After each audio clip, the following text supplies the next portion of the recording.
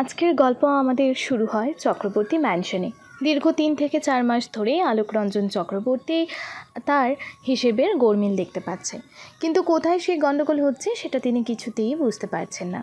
তাই এবার তিনি সমস্ত কিছু নিজে দেখে সেই গণ্ডগোল কোথায় হচ্ছে তা ধরতে পারেন। তারপরেই তিনি প্রীতমকে ডেকে পাঠায়। প্রীতম হলো আলোকরঞ্জন চক্রবর্তীর সব সময়ের সঙ্গী। মোট কথা বলতে পারেন প্রীতমই আলোকরঞ্জন বাবুর সব কিছু টাকা পয়সার হিসেব দেখে রাখে। সাথে আলোকরঞ্জন বাবুর কখন কি খাবার খেতে হবে, কখন কি ঔষধ খেতে হবে, সেই সবের খেয়াল রাখত প্রীতম। কিন্তু এই 3-4 মাস হিসেবের খাতায় গোলমিল দেখতে পেয়ে প্রীতমকে অফিস বাদ দিয়ে বাড়িতেই আলোকরঞ্জন ডেকে পাঠান। কারণ তিনি মনে করেছেন যে যদি এসবের পেছনে সত্যি প্রীতমের হাত থেকে থাকে তাহলে সেই খবর বাইরে শোনানো ঠিক হবে না। তাই তিনি আজ অফিসে না গিয়ে প্রীতমকে বাড়িতেই ডেকে পাঠান। আলোকরঞ্জন বাবুর একটা মাঝারি মাপের একটা কোম্পানি আছে। সেই কোম্পানি খুব একটা ছোটও নয়, আবার খুব একটা বড়ও নয়। প্রীতম এসে আলোকরঞ্জন বাবুকে জিজ্ঞাসা করে উঠল, স্যার, আজ আপনি অফিস না গিয়ে এখানে আমাকে কেন ডেকে পাঠিয়েছেন? কোনো অসুবিধা হয়েছে স্যার? অসুবিধা তো একটা হয়েছেই। কি অসুবিধা স্যার? আসলে এই 3-4 মাস ধরে আমি হিসাবের খাতায় গরমিল দেখতে পাচ্ছি। তুমি কি কিছু জানো? কথাটা শোনা মাত্র প্রীতমের মুখের চেহারা কেমন যেন একটা বদলে গেল। আলোকরঞ্জন বাবু তো খেয়ালও করলো। তারপর আলোকরঞ্জন বাবু প্রীতমের কাছে এসে বলে উঠল, আমি জানি প্রীতম হিসাবের খাতায় গরমিলটা তুমি করেছো, কিন্তু তবুও আমি তোমাকে পুলিশে দেব না। আমি তোমার বদনাম চাই না। আলোকরঞ্জন বাবুর কথা শুনে প্রীতম আলোকরঞ্জন বাবুর পায়ে ধরে বলতে লাগলো, আমাকে ক্ষমা করবেন স্যার, আমি অনেক বড় ভুল কাজ করে ফেলেছি। এবারের মতো ক্ষমা করে দিন, আর জীবনে এমন কাজ আমি করব না। না প্রীতম, আর সেটা হয় না। তোমাকে আমি পুলিশে দিচ্ছি না, কারণ এখান থেকে যদি তুমি চোর বদনাম নিয়ে বাইরে যাও তাহলে তোমাকে কেউ কাজ দেবে না। তাই আমি বলছি, এবার তুমি যেখানেই কাজ করবে সেখানেই সততার সাথে কাজ করো। কিন্তু তুমি আমাকে ক্ষমা করে দিও, আমি আর তোমাকে আমার কাছে রাখতে পারবো না। আলোকরঞ্জন বাবুর কথা শুনে প্রীতম অনেক কাঁদতে থাকে। সেভাবে সামান্য লাভের জন্য যে এত বড় একটা ভুল করে বসবে সেটা প্রীতম বুঝতে পারেনি। প্রীতম তার নিজের কৃতকর্মের জন্য খুবই লজ্জিত, আর মাথা নিচু করে চক্রবর্তী ম্যানশন থেকে বেরিয়ে যায়। আর ঠিক এমন সময় হাজির হয় রহিম চাচা। রহিম চাচা ভিতরে এসে আলোকরঞ্জন বাবুকে জিজ্ঞাসা করে, কি হয়েছে সাহেব? প্রথমে আলোকরঞ্জন বাবু কিছুই বলতে চাইছিলেন না, তবে তিনি পরে বলে উঠলেন, আচ্ছা রহিম, তোমার কোনো জানা চেনা কম বয়সী ছেলে আছে যে আমার খেয়াল রাখবে? বুঝতেই পারছো আমার বয়স হয়েছে, কখন কি ওষুধ খেতে হবে তা আমি প্রায় সময়ই ভুলেই যাই। তাহলে এমন একজন ছেলে পাশে থাকলে আমাকে মনে করিয়ে দিবে ওষুধ খাওয়ার কথা। সব শুনে রহিম চাচা বলে উঠল, আসলে সাহেব, আমিও আপনাকে একটা কথা বলতে এসেছিলাম। কি কথা? আসলে সাহেব, আমি তো দেশের বাড়ি গিয়েছিলাম, তো সেখানে গিয়ে দেখলাম আমার ছোটবেলার বন্ধু অশোকের শরীর খুব খারাপ, হার্টে পেসমেকার বসিয়েছে, তার উপর আছে দামি দামি ওষুধের খরচ। তাই ভাবছিলাম অশোকের ছেলেটার যদি একটা কাজের ব্যবস্থা করতে পারি তাহলে আমার বড়ই ভালো লাগতো। রহিম চাচার বাড়ি মুর্শিদাবাদে। সংসারের খরচ বহন করার জন্য তিনি আলোকরঞ্জন বাবুর কাছে পাহারাদারের কাজ করে। রহিম চাচা আলোকরঞ্জন বাবুর কাছে আজ 20টা বছর কাজ করছেন। কোনো দিন কোনো কিছুই অভিযোগ তিনি করতে দেননি। তাই আলোকরঞ্জন বাবু রহিম চাচাকে অনেকটা বিশ্বাস করে। তাই নিজের সব সময় দেখাশোনার জন্য একজন বিশ্বস্ত লোক খুঁজেছেন আলোকরঞ্জন বাবু। রহিম চাচার কথা শুনে তাই আলোকরঞ্জন বাবু বলে উঠলেন, হ্যাঁ হ্যাঁ রহিম, তুমি তোমার বন্ধুর ছেলেকে এখানে ডেকে নাও, তার কাজের ব্যবস্থা আমি করে দেব। আলোকরঞ্জন বাবুর কথা শুনে রহিম চাচা খুবই খুশি হন আর বলে উঠল, অনেক অনেক ধন্যবাদ আপনাকে সাহেব। বন্ধুটার কিছুটা উপকার করতে পারলেও নিজেকে অনেক ধন্য বলে মনে হবে। আমি আজই গ্রামে খবর পাঠাচ্ছি। এই বলেই রহিম চাচা বাইরে বেরিয়ে গেল। আলোকরঞ্জন বাবু রহিম চাচাকে এতটা খুশি হতে দেখে নিজেও খুব খুশি হলেন। আর তখনই আলোকরঞ্জন বাবুকে তার স্ত্রী সিজলা ডেকে উঠলেন। আলোকরঞ্জন বাবু স্ত্রীর ডাক শুনে ঘরে গেলেন। সেখানে ওনার স্ত্রী ওনাকে বললেন, বলি, কখন থেকে তো আমি ডাকছি, সকালের ওষুধ আছে, জলখাবার খেয়ে ওষুধগুলো তো খেতে হবে নাকি? আমি বাড়িতে না হয় মনে করে দিই, কিন্তু অফিসে কে মনে করাবে? স্ত্রীর কথা শুনে আলোকরঞ্জন বাবু মুখে এক টুকরো হাসি ফুটিয়ে বলে উঠলেন, গিন্নি, আর তোমাকে আমার ওষুধ খাওয়ানো নিয়ে চিন্তা করতে হবে না, তার জন্য আমি একটা লোকের ব্যবস্থা করেছি। আলোকরঞ্জন বাবুর কথা শুনে সিজলা দেবীর মুখে হাসি ফুটে উঠল। তবে তিনি খুশি হয়ে বলে উঠলেন, এ তো খুব ভালো কথা, তবে বিশ্বস্ত লোক তো? হ্যাঁ হ্যাঁ, একেবারে বিশ্বস্ত লোক। যখন রহিম বলেছে তখন বিশ্বাস করাই যায়। আচ্ছা, তাহলে কি সে রহিম তার গ্রামের লোক? হ্যাঁ, সে রহিমের গ্রামেরই ছেলে, তার বন্ধুর ছেলে। আচ্ছা বেশ, তাহলে তো খুবই ভালো হয়। অন্যদিকে আলোকরঞ্জন বাবুয়ের কাছে খবরটা শুনে এসে রহিম তার গ্রামের বন্ধু অশোককে ফোন করে আর বলে, অশোক, তোর ছেলের একটা কাজের ব্যবস্থা আমি করেছি, আর চিন্তা নেই তোর। তুই যত তাড়াতাড়ি সম্ভব রামুকে শহরে পাঠিয়ে দে। আমি ঠিকানা বলে দিচ্ছি, সেই মতো চলে আসতে বলবি। পারলে আজই তাকে পাঠিয়ে দে। ছোটবেলার বন্ধু রহিমের কথা শুনে অশোকবাবু খুব খুশি হয়ে বলে উঠলেন, আমি খুব খুশি হয়েছি। আমি আজই রামুকে শহরে পাঠিয়ে দিচ্ছি। তুই চিন্তা করিস না। তবে একটাই চিন্তা আমার, তুই আমার রামুকে দেখে রাখিস। বড় সোজা সরল মানুষ, শহরের মারপ্যাচ সে বোঝে না। আমি জানি সব, তুই চিন্তা করিস না। আমি তোর রামুকে এখানেই দেখেই রাখবো। তুই যত তাড়াতাড়ি সম্ভব রামুকে শহরে পাঠিয়ে দে। আমি রামুর সাথে কথা বলে ওকে পাঠিয়ে দিচ্ছি। এরপর অশোকবাবু রামুর সাথে কথা বলে রামুকে শহরে পাঠিয়ে দেয়। অন্যদিকে অনুভব, আজকে তোর অনেক বড় একটা মিটিং আছে। আমি জানি নিলয়, আমি আমার কাজের সম্বন্ধে সব কিছুই মনে রাখি। তুই বরং বেরিয়ে যা, আমি 2 মিনিটে তৈরি হয়ে আসছি। ঠিক আছে, আমি তোর জন্য অপেক্ষা করছি। আমি তোর সাথেই যাব। আমি বললাম তো নিলয়, তুই বেরিয়ে যা, মিটিংয়ের ব্যবস্থা কর, আমি আসছি। অনুভবের কথা শুনে নিলয় আর দ্বিমত করল না, কারণ নিলয় খুব ভালো করে জানে যে অনুভবের মুখে তর্ক করা অনুভব কিছুতেই পছন্দ করে না। তাই নিলয় অনুভবকে জানিয়ে অফিসের জন্য বেরিয়ে যায়। নিলয় হলো অনুভবের বেস্ট ফ্রেন্ড। খুব ছোটোবেলা থেকেই তারা একসাথে আছে, আর তারা একসাথে অনুভবের কোম্পানি দেখাশোনা করে। এবার আমরা জেনে নিই গল্পের হিরোর ব্যাপারে। আমাদের গল্পের হিরোর নাম অনুভব চ্যাটার্জি। তিনি একজন নামকরা বিজনেসম্যান। শহরে ওনাকে সবাই এক ডাকে চেনে। এত অল্প বয়সে এত বড় একজন সফল বিজনেসম্যান হয়ে ওঠার পেছনে ওনার অগাধ পরিশ্রম আছে। ছোটবেলায় অনুভব তার বাবার সাথে শহরে ঘুরতে এসে হারিয়ে গিয়েছিল। তারপর রাস্তাতেই অনুভবের সময় কেটেছে। তখন থেকে অনুভব একা। ছোটবেলা থেকেই সে লড়াই করেই বেঁচেছে। তারপর বড় হয়ে নিজের পায়ে দাঁড়িয়েছে। এত বড় একজন সফল বিজনেসম্যান, কিন্তু অনুভব কোনোদিন আজ পর্যন্ত কোনো টিভি চ্যানেলের লোকেদের কাছে নিজের সফলতার ইন্টারভিউ দেননি। তাই ওনার ছবি আজ পর্যন্ত কোনো খবরের কাগজ বা কোনো ম্যাগাজিনে বের হয়নি। তাই স্বভাবতই ওনাকে কেউ কাছ থেকে দেখলেও চিনতে পারবে না যে উনিই হলেন শহরের সবথেকে নামকরা বিজনেসম্যান অনুভব চ্যাটার্জি। আর অনুভব নিজের প্রশংসা শুনতে পছন্দ করে না। 6 ফুট উচ্চতার সুঠামদেহী অধিকারী আমাদের হিরো। গায়ের রং উজ্জ্বল ফর্সা। যে কোনো টিভি সিরিয়াল অভিনেতাদের তিনি এক ঝটকায় হারিয়ে দিতে পারেন নিজের সৌন্দর্যের কাছে। অনুভবের কোম্পানির নাম হলো চ্যাটার্জি গ্রুপ অফ ইন্ডাস্ট্রি। শহরের সবাই অনুভবকে তার কোম্পানির নামেই চেনে। পার্সোনালিভাবে উনি কারোর সাথে কোনো কথা বলেন না। অন্যান্য ব্যবসায়ীদের সাথে, এমনকি নিজের অফিসের কলিগদের কাছে অনুভব একজন রাগী মানুষ হিসেবে পরিচিত। কারণ তিনি কোনো কাজে গাফেলতি পছন্দ করেন না। সময়ের কাজ সময় করতে পছন্দ করেন, আর সেটা যেমন নিজের ক্ষেত্রে তেমনই অপরজনের পক্ষেও। তাড়াতাড়ি তৈরি হতে থাকে অনুভব। পরনে তার দামি স্যুট, আর তার সাথে মানানসই ব্লেজার, হাতে নামি কোম্পানির দামি ওয়াচ। অনুভব সব কিছুই নিখুঁতভাবে করতেই পছন্দ করেন। তবে এই কথা ঠিক, অনুভব নিজের জীবনের শত্রুদের সংখ্যা কম নয়। অনুভব যেমন তার শত্রুদের ভুলে যায় না, তেমনি জীবনের কেউ ছোট্ট থেকে ছোট উপকার করে থাকলে তাকেও সে ভুলে যায় না। সময় আসলে অনুভব তার উপকারের দাম নিজের প্রাণ দিয়েও করতে পারে। এই কথা তার ব্যবসায়ী মহলে অনেকেই জানে। সবাই এটাও জানে যে অনুভবের সাথে শত্রুতা করে কোনো দিন কেউ ছাড় পাবে না। তবে তাই বলে যে অনুভব শত্রুর সংখ্যা কম আছে সে কথা কিন্তু নয়। এত কম বয়সে এত বড় বিজনেসম্যান, সফল বিজনেসম্যান হওয়ার জন্য অনুভবের পিছনে অনেক শত্রু আছে। সামনে তারা অনুভবের বন্ধুর মতো ব্যবহার করলেও পেছনে পেছনে অনুভবের ক্ষতি করতেই তারা বেশি চেষ্টা করে, আর সেই সব ব্যাপারে অনুভব অবগত। তাড়াতাড়ি তৈরি হয়ে অনুভব নিজের গাড়ি নিয়ে নিজের অফিসের দিকে রওনা হয়। বেশ কিছুক্ষণ গাড়ি চালানোর পর অনুভব বুঝতে পারে যে তার গাড়ির ব্রেক ফেল হয়ে গেছে।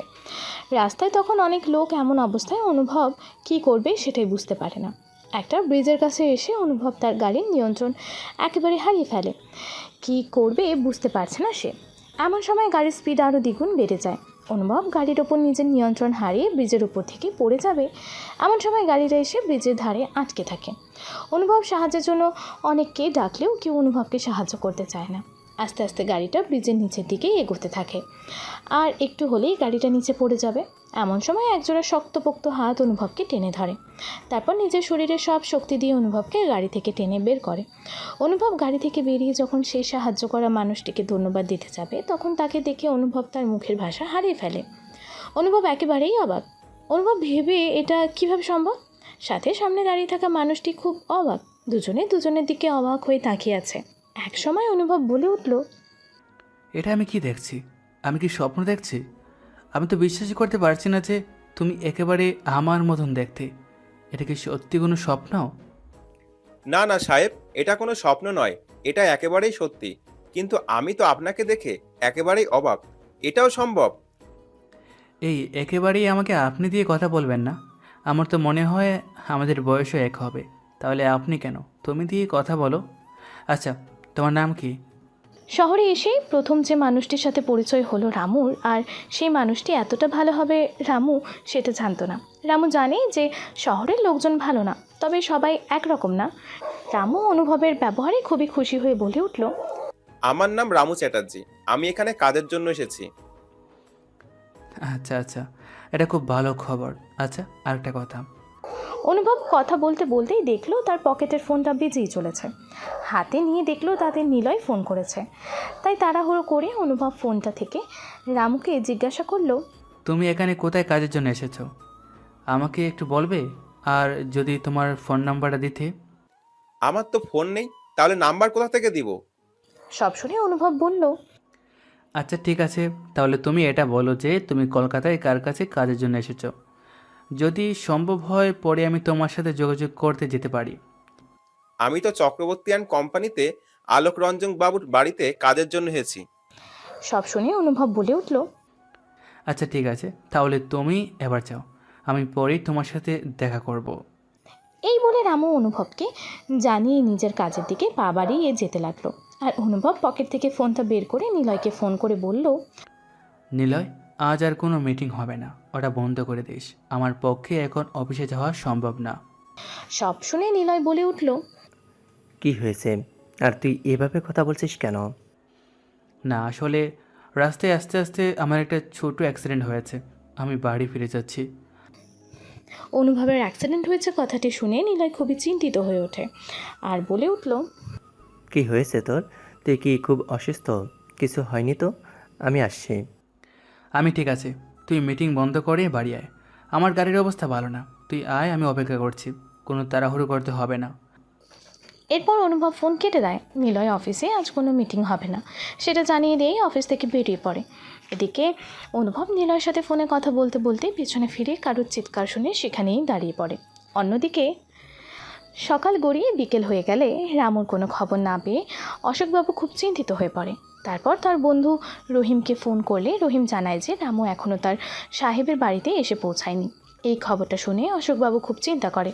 আর এমন সময় রামু রহিম চাচাকে বলে উঠল, রহিম চাচা, আমি এসে গেছি। রহিম চাচা ফোনে কথা বলতে বলতে একবার নিজের ঘাড় ঘুরিয়ে দেখে তার সামনে রামু দাঁড়িয়ে আছে। তাকে দেখে রহিম চাচা ফোনে থাকা নিজের বন্ধু অশোককে জানিয়ে দেয় যে রামু তার কাছে চলে এসেছে। সেই খবর শুনে অশোকবাবু চিন্তামুক্ত হয়। তারপর রহিম চাচা রামুকে নিয়ে গিয়ে আলোকরঞ্জন সাহেবের সাথে পরিচয় করিয়ে দেন। প্রথম পরিচয়ে আলোকরঞ্জন বাবু রামুকে বেশ ভালোই বলে মনে হয়। অনেকটা রাস্তায় এসেছে তাই রামু বলে উঠল, বড়বাবু, আপনাদের এখানে পুকুরটা কোথায়? আলোকরঞ্জন বাবু রামুর কথা শুনে খুবই অবাক হলেন আর জিজ্ঞাসা করলেন, পুকুর নিয়ে কি করবে রামু? আসলে বড়বাবু, অনেকটা রাস্তা এসেছি তো, আর এখানে গ্রামের তুলনায় গরমও খুব, তাই ভাবছিলাম যদি একটু স্নানটা সেরে নেওয়া যেত তাহলে বড়ই ভালো হতো। রামুর কথা শুনে আলোকরঞ্জন বাবু বলে উঠলেন, আচ্ছা এই ব্যাপার, কিন্তু রামু আমাদের এখানে পুকুর নেই। তাহলে বড়বাবু, আপনারা সবাই কোথায় আর কেমন করে স্নান করেন? আলোকরঞ্জন বাবু আবারও হেসে উঠলেন, এখানে সবাই বাথরুমে স্নান করে। দাঁড়াও, আমি শিবুকে ডেকে দিচ্ছি, সে তোমাকে বাথরুমে নিয়ে যাবে। তারপর আলোকরঞ্জন বাবু তাদের ঘরের এক কাজের লোক শিবুকে ডাকে। আর শিবু তখন রামুকে নিয়ে বাথরুমে যায়। সেখানে গিয়ে শিবু রামুকে সব দেখাতে থাকে যে এটাই বাথরুম, এখানেই স্নান করতে হবে। সব থেকে শেষে বাথটাব দেখে রামু জিজ্ঞাসা করে, এটা কি? ওটা বাথটাব। কি টপ? টপ না, ওটা বাথটাব। ওখানে বসে মানুষ স্নান করে, সাবান মাখে। সাবান মাখার জন্য আমাকে ওখানে বসতে হবে? কেন দাঁড়িয়ে সাবান মাখা যাবে না? কেন যাবে না? সে তোমার ইচ্ছে হলে ওটাতে বসে সাবান মাখতে পারো, আর না হলে তোমার যেমন ইচ্ছে তেমন করেই স্নান করতে পারো। তাহলে আমি দাঁড়িয়ে সাবান মাখবো, এইসবের আমার দরকার নেই। আচ্ছা ঠিক আছে, আর এদিকে শোনো, ওখানে তুমি কল খুললে জল পড়বে।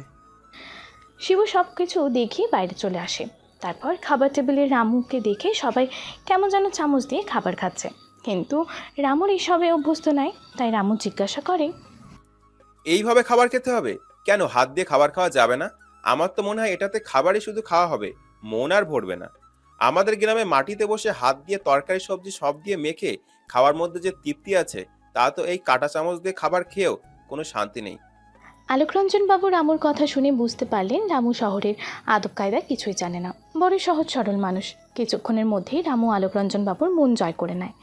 এমনই একদিন রামু ফোনে কাউকে বলতে থাকে, নিলয়, আমি জানতে চাই যে আমার গাড়ির ব্রেক ফেল কিভাবে হয়েছিল। গাড়ির ব্রেক ফেল করা হয়েছিল, আর আমি তাকে খুঁজে বের করেছি। তারপর তাকে পুলিশের হাতে তুলে দিয়েছি। ঠিক আছে। তারপর আস্তে আস্তে রামু আলোকরঞ্জন বাবুর খুব প্রিয় একজন মানুষ হয়ে উঠতে থাকে। রামু আলোকরঞ্জন বাবুর সব খেয়াল রাখত। আস্তে আস্তে রামু শহরের আদব কায়দা শিখতে থাকে। ঘরে বাইরে আলোকরঞ্জন বাবুর খুব খেয়াল রাখে, কখন কি ওষুধ খাবে, কখন কি খাবার খাবে, সব কিছুর খেয়াল রাখতে থাকে। আর যেটা আলোকরঞ্জন বাবুর খুব ভালো লাগে, 1 মাস যেতে না যেতেই আলোকরঞ্জন বাবু রামুর বেতন বাড়িয়ে দেয়, আর সেই সব টাকা রামু তার বাড়িতে পৌঁছে দেয়। অশোকবাবুও খুব খুশি হন। এভাবেই চলতে থাকে দিন। এমনই একদিন সকালে ঘুম থেকে উঠে রামু সবাইকে খুব ব্যস্ত দেখে আলোকরঞ্জন বাবুকে জিজ্ঞাসা করে, বাবু, আজ সবাই এত ব্যস্ত কেন? বাড়িতে কেউ আসবে বুঝি? আলোকরঞ্জন বাবু রামুর কথা শুনে মুখে একটু হাসি ফুটিয়ে বলে উঠল, হ্যাঁ আসবে তো, আর তার জন্যই সবাই এত ব্যস্ত। আলোকরঞ্জন বাবুর কথা শুনে রামু অবাক হয়ে আলোকরঞ্জন বাবুর দিকে তাকিয়ে থাকে। আর তাতে আলোকরঞ্জন বাবু বলে উঠল, রামু, এত চিন্তা করার কিছুই নেই, আমার মেয়ে আসবে। মেয়ের কথা শুনে রামু খুব অবাক হলো, কারণ এতগুলো দিন সে আলোকরঞ্জন বাবুর বাড়িতে আছে, কিন্তু রামু কোনো দিন আলোকরঞ্জন বাবুর কোনো মেয়ে আছে সে কথা জানতেই পারেনি। তাই রামু খুব অবাক হয়। বেলা বাড়ার সাথে সাথে ঘরের দরজায় বেল শব্দে রামু তার হাতের কাজ মিটিয়ে দরজা খুলতে চায়, আর দরজা খুলে দেখে তার সামনে একটি মেয়ে দাঁড়িয়ে আছে। সেই মেয়েটি পা থেকে মাথা পর্যন্ত রামুর দিকে একবার তাকিয়ে দেখলো, তারপর খুব রাগী গলায় বলে উঠল, পাপা, মাম্মাম, তোমরা কোথায়? বাইরে বেরিয়ে এসো। মেয়ের গলার আওয়াজ শুনতে পেয়ে আলোকরঞ্জন বাবু আর সিজলা দেবী নিজেদের ঘর থেকে বেরিয়ে এলেন, আর দরজার কাছে এসে নিজেদের মেয়েকে দেখে সিজলা দেবীর চোখে জল চলে আসে। সে ছুটেই তার মেয়ের কাছে এসে মেয়েকে জড়িয়ে ধরে, আর চোখে জল নিয়ে বলে উঠল, এতদিন পর তোর আমাদের কথা মনে পড়লো? মায়ের এমন আবেগী কণ্ঠের কথা শুনে স্নিগ্ধা বলে উঠল, মাম্মাম, আমি বাইরে গিয়েছিলাম পড়াশোনা করতে, এখন আমার পড়াশোনা শেষ হয়েছে, তাই আমি ফিরে এসেছি। মেয়ের এমন রুড়ো গলায় কথা শুনি আলোকরঞ্জন বাবু কিছুটা অবাক হলেন, কারণ তার মেয়ে কোনো দিনই এমনভাবে কথা বলতো না কারোর সাথে। অতীতে মেয়ের ভালো পড়াশোনার জন্যই আলোকরঞ্জন বাবু মেয়েকে তাদের থেকে দূরে পাঠিয়েছিলেন। সেদিন স্নিগ্ধা তার মাকে ছেড়ে যেতে রাজি হয়নি। অনেকটা জোর জবরদস্তি করেই আলোকরঞ্জন বাবু স্নিগ্ধাকে বাইরে পড়াতে পাঠিয়েছিলেন। হয়তো এইভাবে মা বাবা থেকে দূরে থাকতে থাকতে স্নিগ্ধার ব্যবহার এমন হয়ে গেছে, তাই সবাইকে দেখে কেমন আছো সেই সব কথা জিজ্ঞাসা না করেই স্নিগ্ধা নিজের রুমে চলে যায়। ব্যাপারটাই আলোকরঞ্জন বাবুর সাথে সিজলা দেবী খুবই অবাক হয়, কিন্তু তখন তারা স্নিগ্ধাকে কিছুই বলল না। তারপর 2 বার সিজলা দেবী স্নিগ্ধাকে তার রুমে ডাকতে গেলেও স্নিগ্ধা তার রুম থেকে বেরিয়ে আসে না। এরপর দুপুরবেলায় আবার সিজলা দেবী স্নিগ্ধাকে খাবারের জন্য ডাকতে চায়। স্নিগ্ধাকে এবার 2 বার ডাকার পরে রুম থেকে স্নিগ্ধা বেরিয়ে আসে, আর তার মায়ের সাথে কোনো কথা না বলে খাবার টেবিলে খেতে বসে যায়। রামু স্নিগ্ধার ব্যবহার দেখে খুব অবাক হয়। এভাবেই 2 দিন কেটে যাওয়ার পর একদিন আলোকরঞ্জন বাবু তার মেয়ে স্নিগ্ধার সাথে কথা বলতে আসে। যদিও স্নিগ্ধা কথা বলতে রাজি ছিল না, তবুও তার বাবা জোরে জোরেতে কথা বলে। আর তখন আলোকরঞ্জন বাবু বলেছে, স্নিগ্ধা, কি হয়েছে তোর? তোর ব্যবহার আমাদের কাছে সত্যি আশ্চর্যের। এমন পরিবর্তনের কারণ আমরা জানতে পারি কি? স্নিগ্ধা তার বাবার কথা শুনে মুখে একটু তার ছেলের হাসি ফুটিয়ে বলে উঠল, এটা তুমি বলছো পাপা? তুমি তুমি কি জানতে চাও? মেয়ের এমন কথা শুনে আলোকরঞ্জন বাবু খুবই অবাক হন। তিনি অবাক চোখে স্নিগ্ধার দিকে তাকিয়ে থাকলে তখন স্নিগ্ধা বলে উঠল, কেন পাপা, আমি তো ঠিকই আছি, আর তোমাদের ইচ্ছে মতো আমি বাইরে থেকে ভালো পড়াশোনা করেও ফিরেছি, তাহলে এখন তোমাদের অসুবিধা কোথায়? আলোকরঞ্জনবাবু বুঝতে পারলেন মেয়েকে এভাবে জোর করে পড়াশোনার জন্য বাইরে পাঠিয়ে দেয় স্নিগ্ধা মনে অনেকখানি অভিমান জমা হয়েছে, আর তা একদমই সেটা মোছা সম্ভব নয়। তাই তিনি কোনো কথা না বাড়িয়ে স্নিগ্ধার ঘর থেকে চলে গেলেন। স্নিগ্ধা তার বাবাকে ঘর থেকে চলে যেতে দেখে খুবই দুঃখ পায়, তাই স্নিগ্ধা বলে উঠল, কেন পাপা, আমি দোষ করলে তুমি আমাকে বুকে টেনে নিয়ে আমার ভুলগুলো শুধরে দেওয়ার চেষ্টা করবে না? তুমি তো এমন ছিলে না, তুমিও তো বদলে গেছো। কবে এতটা বদলে গেলে পাপা তুমি? কথাগুলো বলতে বলতে স্নিগ্ধার চোখ দিয়ে জল গড়িয়ে পড়ল, আর তারপর সজনে নিজের ঘরের দরজা ভেতর থেকে বন্ধ করে দেয়। আর তাতে সেজলা দেবীর খুব ভয় হয়, তাই তড়িঘড়ি করে স্নিগ্ধার রুমের কাছে এসে বারে বারে দরজায় আঘাত করতে থাকে আর বলতে থাকে, স্নিগ্ধা, দরজা বন্ধ করেছিস কেন? দরজা খোল। সেজলা দেবী বারে বারে দরজায় আঘাত করে স্নিগ্ধাকে ডাকতে থাকলেও ভেতর থেকে কোনো শব্দ আসেনি, তাই সেজলা দেবী আরও জোরে জোরে চিৎকার করতে থাকে। সেজন্য সেজলা দেবীর চিৎকার শুনে আলোকরঞ্জনবাবুর সাথে রিমোট স্নিগ্ধার ঘরের কাছে চলে এসে হাজির হয়। আর তারপর সবাই মিলে স্নিগ্ধাকে ডাকতে থাকলে এমন সময় স্নিগ্ধা বাইরে বেরিয়ে আসে। স্নিগ্ধাকে দেখে তখন সবাই অবাক, হাঁ করে সবাই স্নিগ্ধার দিকে তাকিয়ে আছে, কারণ তখন স্নিগ্ধার পরনে ছিল অনেকটাই ছোট একটা কাপড়। বিদেশে এইসব কাপড় অনেকেই পরে, সেটা সেখানের কালচার। ছোট জামাতে স্নিগ্ধাকে দেখে আলোকরঞ্জনবাবু বলে উঠলেন, স্নিগ্ধা, তুই এখন কোথায় যাচ্ছিস, তাও আবার এরকম একটা ড্রেস পরে? স্নিগ্ধা প্রথমে তার বাবার কথায় কোনো পাত্তা দিল না। তারপর আরেকবার যখন আলোকরঞ্জনবাবু স্নিগ্ধাকে জিজ্ঞাসা করে, তখন স্নিগ্ধা বলে যে, আমি পার্টিতে যাচ্ছি, তাই আমার জন্য কাউকে অপেক্ষা করতে হবে না, আমার আসতে দেরি হবে। আর আমি রাতের খাবারটা বাইরে খেয়ে আসবো, তাই আমার জন্য খাবার রাখতে হবে না। কথাটা বলে স্নিগ্ধা ঘর থেকে বেরিয়ে যায়। আলোকরঞ্জনবাবু আর শীতলা দেবী তাদের মেয়ের এমন আচরণ দেখে খুবই অবাক হয়ে যায়। তারা কিছু বলার আগে স্নিগ্ধা ঘর থেকে চলে যায়। তারপর বেশ অনেকটা রাত হয়ে গেলেও স্নিগ্ধা বাড়ি ফিরে আসছে না দেখে আলোকরঞ্জনবাবু এবং শীতলা দেবী খুবই চিন্তিত হন। বসার ঘরে আলোকরঞ্জনবাবু অপেক্ষা করতে থাকে স্নিগ্ধার জন্য, কিন্তু স্নিগ্ধার ফেরার কোনো নাম গন্ধই পাওয়া যায় না। রামু তার বাবুকে অর্থাৎ আলোকরঞ্জনবাবু আর শীতলা দেবীকে এতটাই চিন্তিত হতে দেখে তাদের কাছে আসে আর বলে যে, বাবু, আমি কি একবার দেখে আসবো দিদিমণি কোথায় আছে? রামুর কথা শুনিয়ে আলোকরঞ্জনবাবু বলে উঠলেন, যদি রামু এই শহরের কিছুই তেমন চেনো না, জানো না, তুমি কি করে স্নিগ্ধাকে খুঁজে পাবে? তার থেকে বাদ দাও, আরও কিছুক্ষণ অপেক্ষা করে দেখি, হয়তো স্নিগ্ধা এরই মধ্যে চলে আসবে। রামু তখন তার বাবুর কথা শুনে দাঁড়িয়ে থাকে, কিন্তু এরপর যখন ঘড়ির কাঁটা 1টা বেজে পার হয়ে যায়, তখন এবার সত্যিই আলোকরঞ্জনবাবু এবং শীতলা দেবীর খুবই চিন্তা হতে থাকে তাদের মেয়ের জন্য। কিন্তু তারা ঠিক করবেই বা কী? স্নিগ্ধা কোথায় গেছে সেসব কথা তো কিছুই বলে যায়নি, তাহলে তারা কোথায় খুঁজবে? আলোকরঞ্জনবাবুকে এতটা চিন্তা করতে দেখে রামু এবার বলে উঠল, বড়বাবু, আমি দিদিমণিকে খুঁজে নিয়ে আসছি, আপনি চিন্তা করবেন না। আমি দিদিমণিকে সঙ্গে নিয়েই বাড়ি ফিরবো। এরপর রামু বাড়ি থেকে বেরিয়ে যায়। আলোকরঞ্জনবাবু আর শীতলা দেবীর ঘরের মধ্যে বসে থেকে তাদের মেয়ের এমন রূপ বদলের জন্য খুবই খারাপ লাগে, আর মনে মনে নিজেদের দোষারোপ করতে থাকে যে এভাবে ছোটোবেলায় স্নিগ্ধাকে পড়াশোনা করার জন্য দূরে না পাঠিয়ে দিত, তাহলে আজ হয়তো তাদের মেয়ে স্নিগ্ধা এমন হতো না। অন্যদিকে দেখা যায় কেউ একজন ছেলে রাতের অন্ধকারে নিজের পকেট থেকে দামি ফোনটা বের করে কাউকে ফোন করে আর বলে, নিলয়, আমি 10 মিনিটের মধ্যে জানতে চাই স্নিগ্ধা শহরে কোন ডিস্কোতে পার্টি করতে গেছে। তখন নিলয় বলে উঠল, আমি 10 মিনিটের মধ্যে তোকে জানাচ্ছি স্নিগ্ধা কোথায় আছে। এরপর সেই অচেনা ছেলেটি ফোনটি কেটে দেয়। 10 মিনিট পূরণ হওয়ায় কিছু মিনিট আগে তার কাছে আবার ফোন আসে, আর তাকে ফোনে কোনো একটা জায়গার নাম বলা হয়, আর তাতেই সেই ছেলেটি বলে উঠল, ধন্যবাদ নিলয়, এখন আমি রাখছি ফোন, প্রয়োজন পড়লে আমি তোকে ফোন করে নিব, কিন্তু তুই আমাকে ফোন করবি না। এখন আমি রাখছি। এরপর দেখা যায় শহরের সব থেকে নামি ডিস্কোতে অনুভব যায়। সেই ডিস্কোতে গিয়ে অনুভব চারিদিকে স্নিগ্ধাকে খুঁজে বেড়ায়, কিন্তু স্নিগ্ধাকে কোথাও দেখতে পায় না। বেশ কিছুক্ষণ এদিক সেদিক তাকিয়ে খোঁজাখুঁজির পর একটা কোণের টেবিলে স্নিগ্ধাকে চুপচাপ বসে থাকতে দেখে। অনুভব সামনে এগিয়ে যেতে চায় স্নিগ্ধার কাছে, আর এমন সময় দেখতে পায় বেশ কতগুলো ছেলে স্নিগ্ধাকে ঘিরে ধরে আর তারা স্নিগ্ধার হাতে টানাটানি করতে থাকে। বারে বারে স্নিগ্ধা তাদের মানা করতে থাকে, কিন্তু তারা স্নিগ্ধার কোনো কথাই শোনে না। দূরে দাঁড়িয়ে থেকে অনুভব সেই সব কিছুই দেখছিল। তারপর একটা সময় জোরে চিৎকার করে স্নিগ্ধা তাদের মানা করতে থাকলে তারা স্নিগ্ধার কোনো কথা শোনে না, স্নিগ্ধার গায়ে হাত দিতে থাকে। আর তখন অনুভব সেসব সহ্য করতে না পেরে স্নিগ্ধার কাছে এসে দাঁড়ায়, আর তখন অনুভব বলে ওঠে, নিজের শরীরের হাড় গুড়গুলো যদি ভেঙে ফেলতে না চাস, তাহলে এখনই তোর এখান থেকে চলে যাবি। ছেলেগুলো তখন অনুভবের কথা শুনে বেশ কিছুটা তাচ্ছিল্য হাসি হেসে ওদের মধ্যে একজন বলে ওঠে, এই তুই কে রে যে তোর কথা আমাদের শুনতে হবে? বরং তুই এখান থেকে চলে যা, মেয়েটাকে আমাদের কাছে ছেড়ে দিয়ে। অনুভব তখন মুখে কিছুটা হাসি ফুটিয়ে শুরু করে তার মার।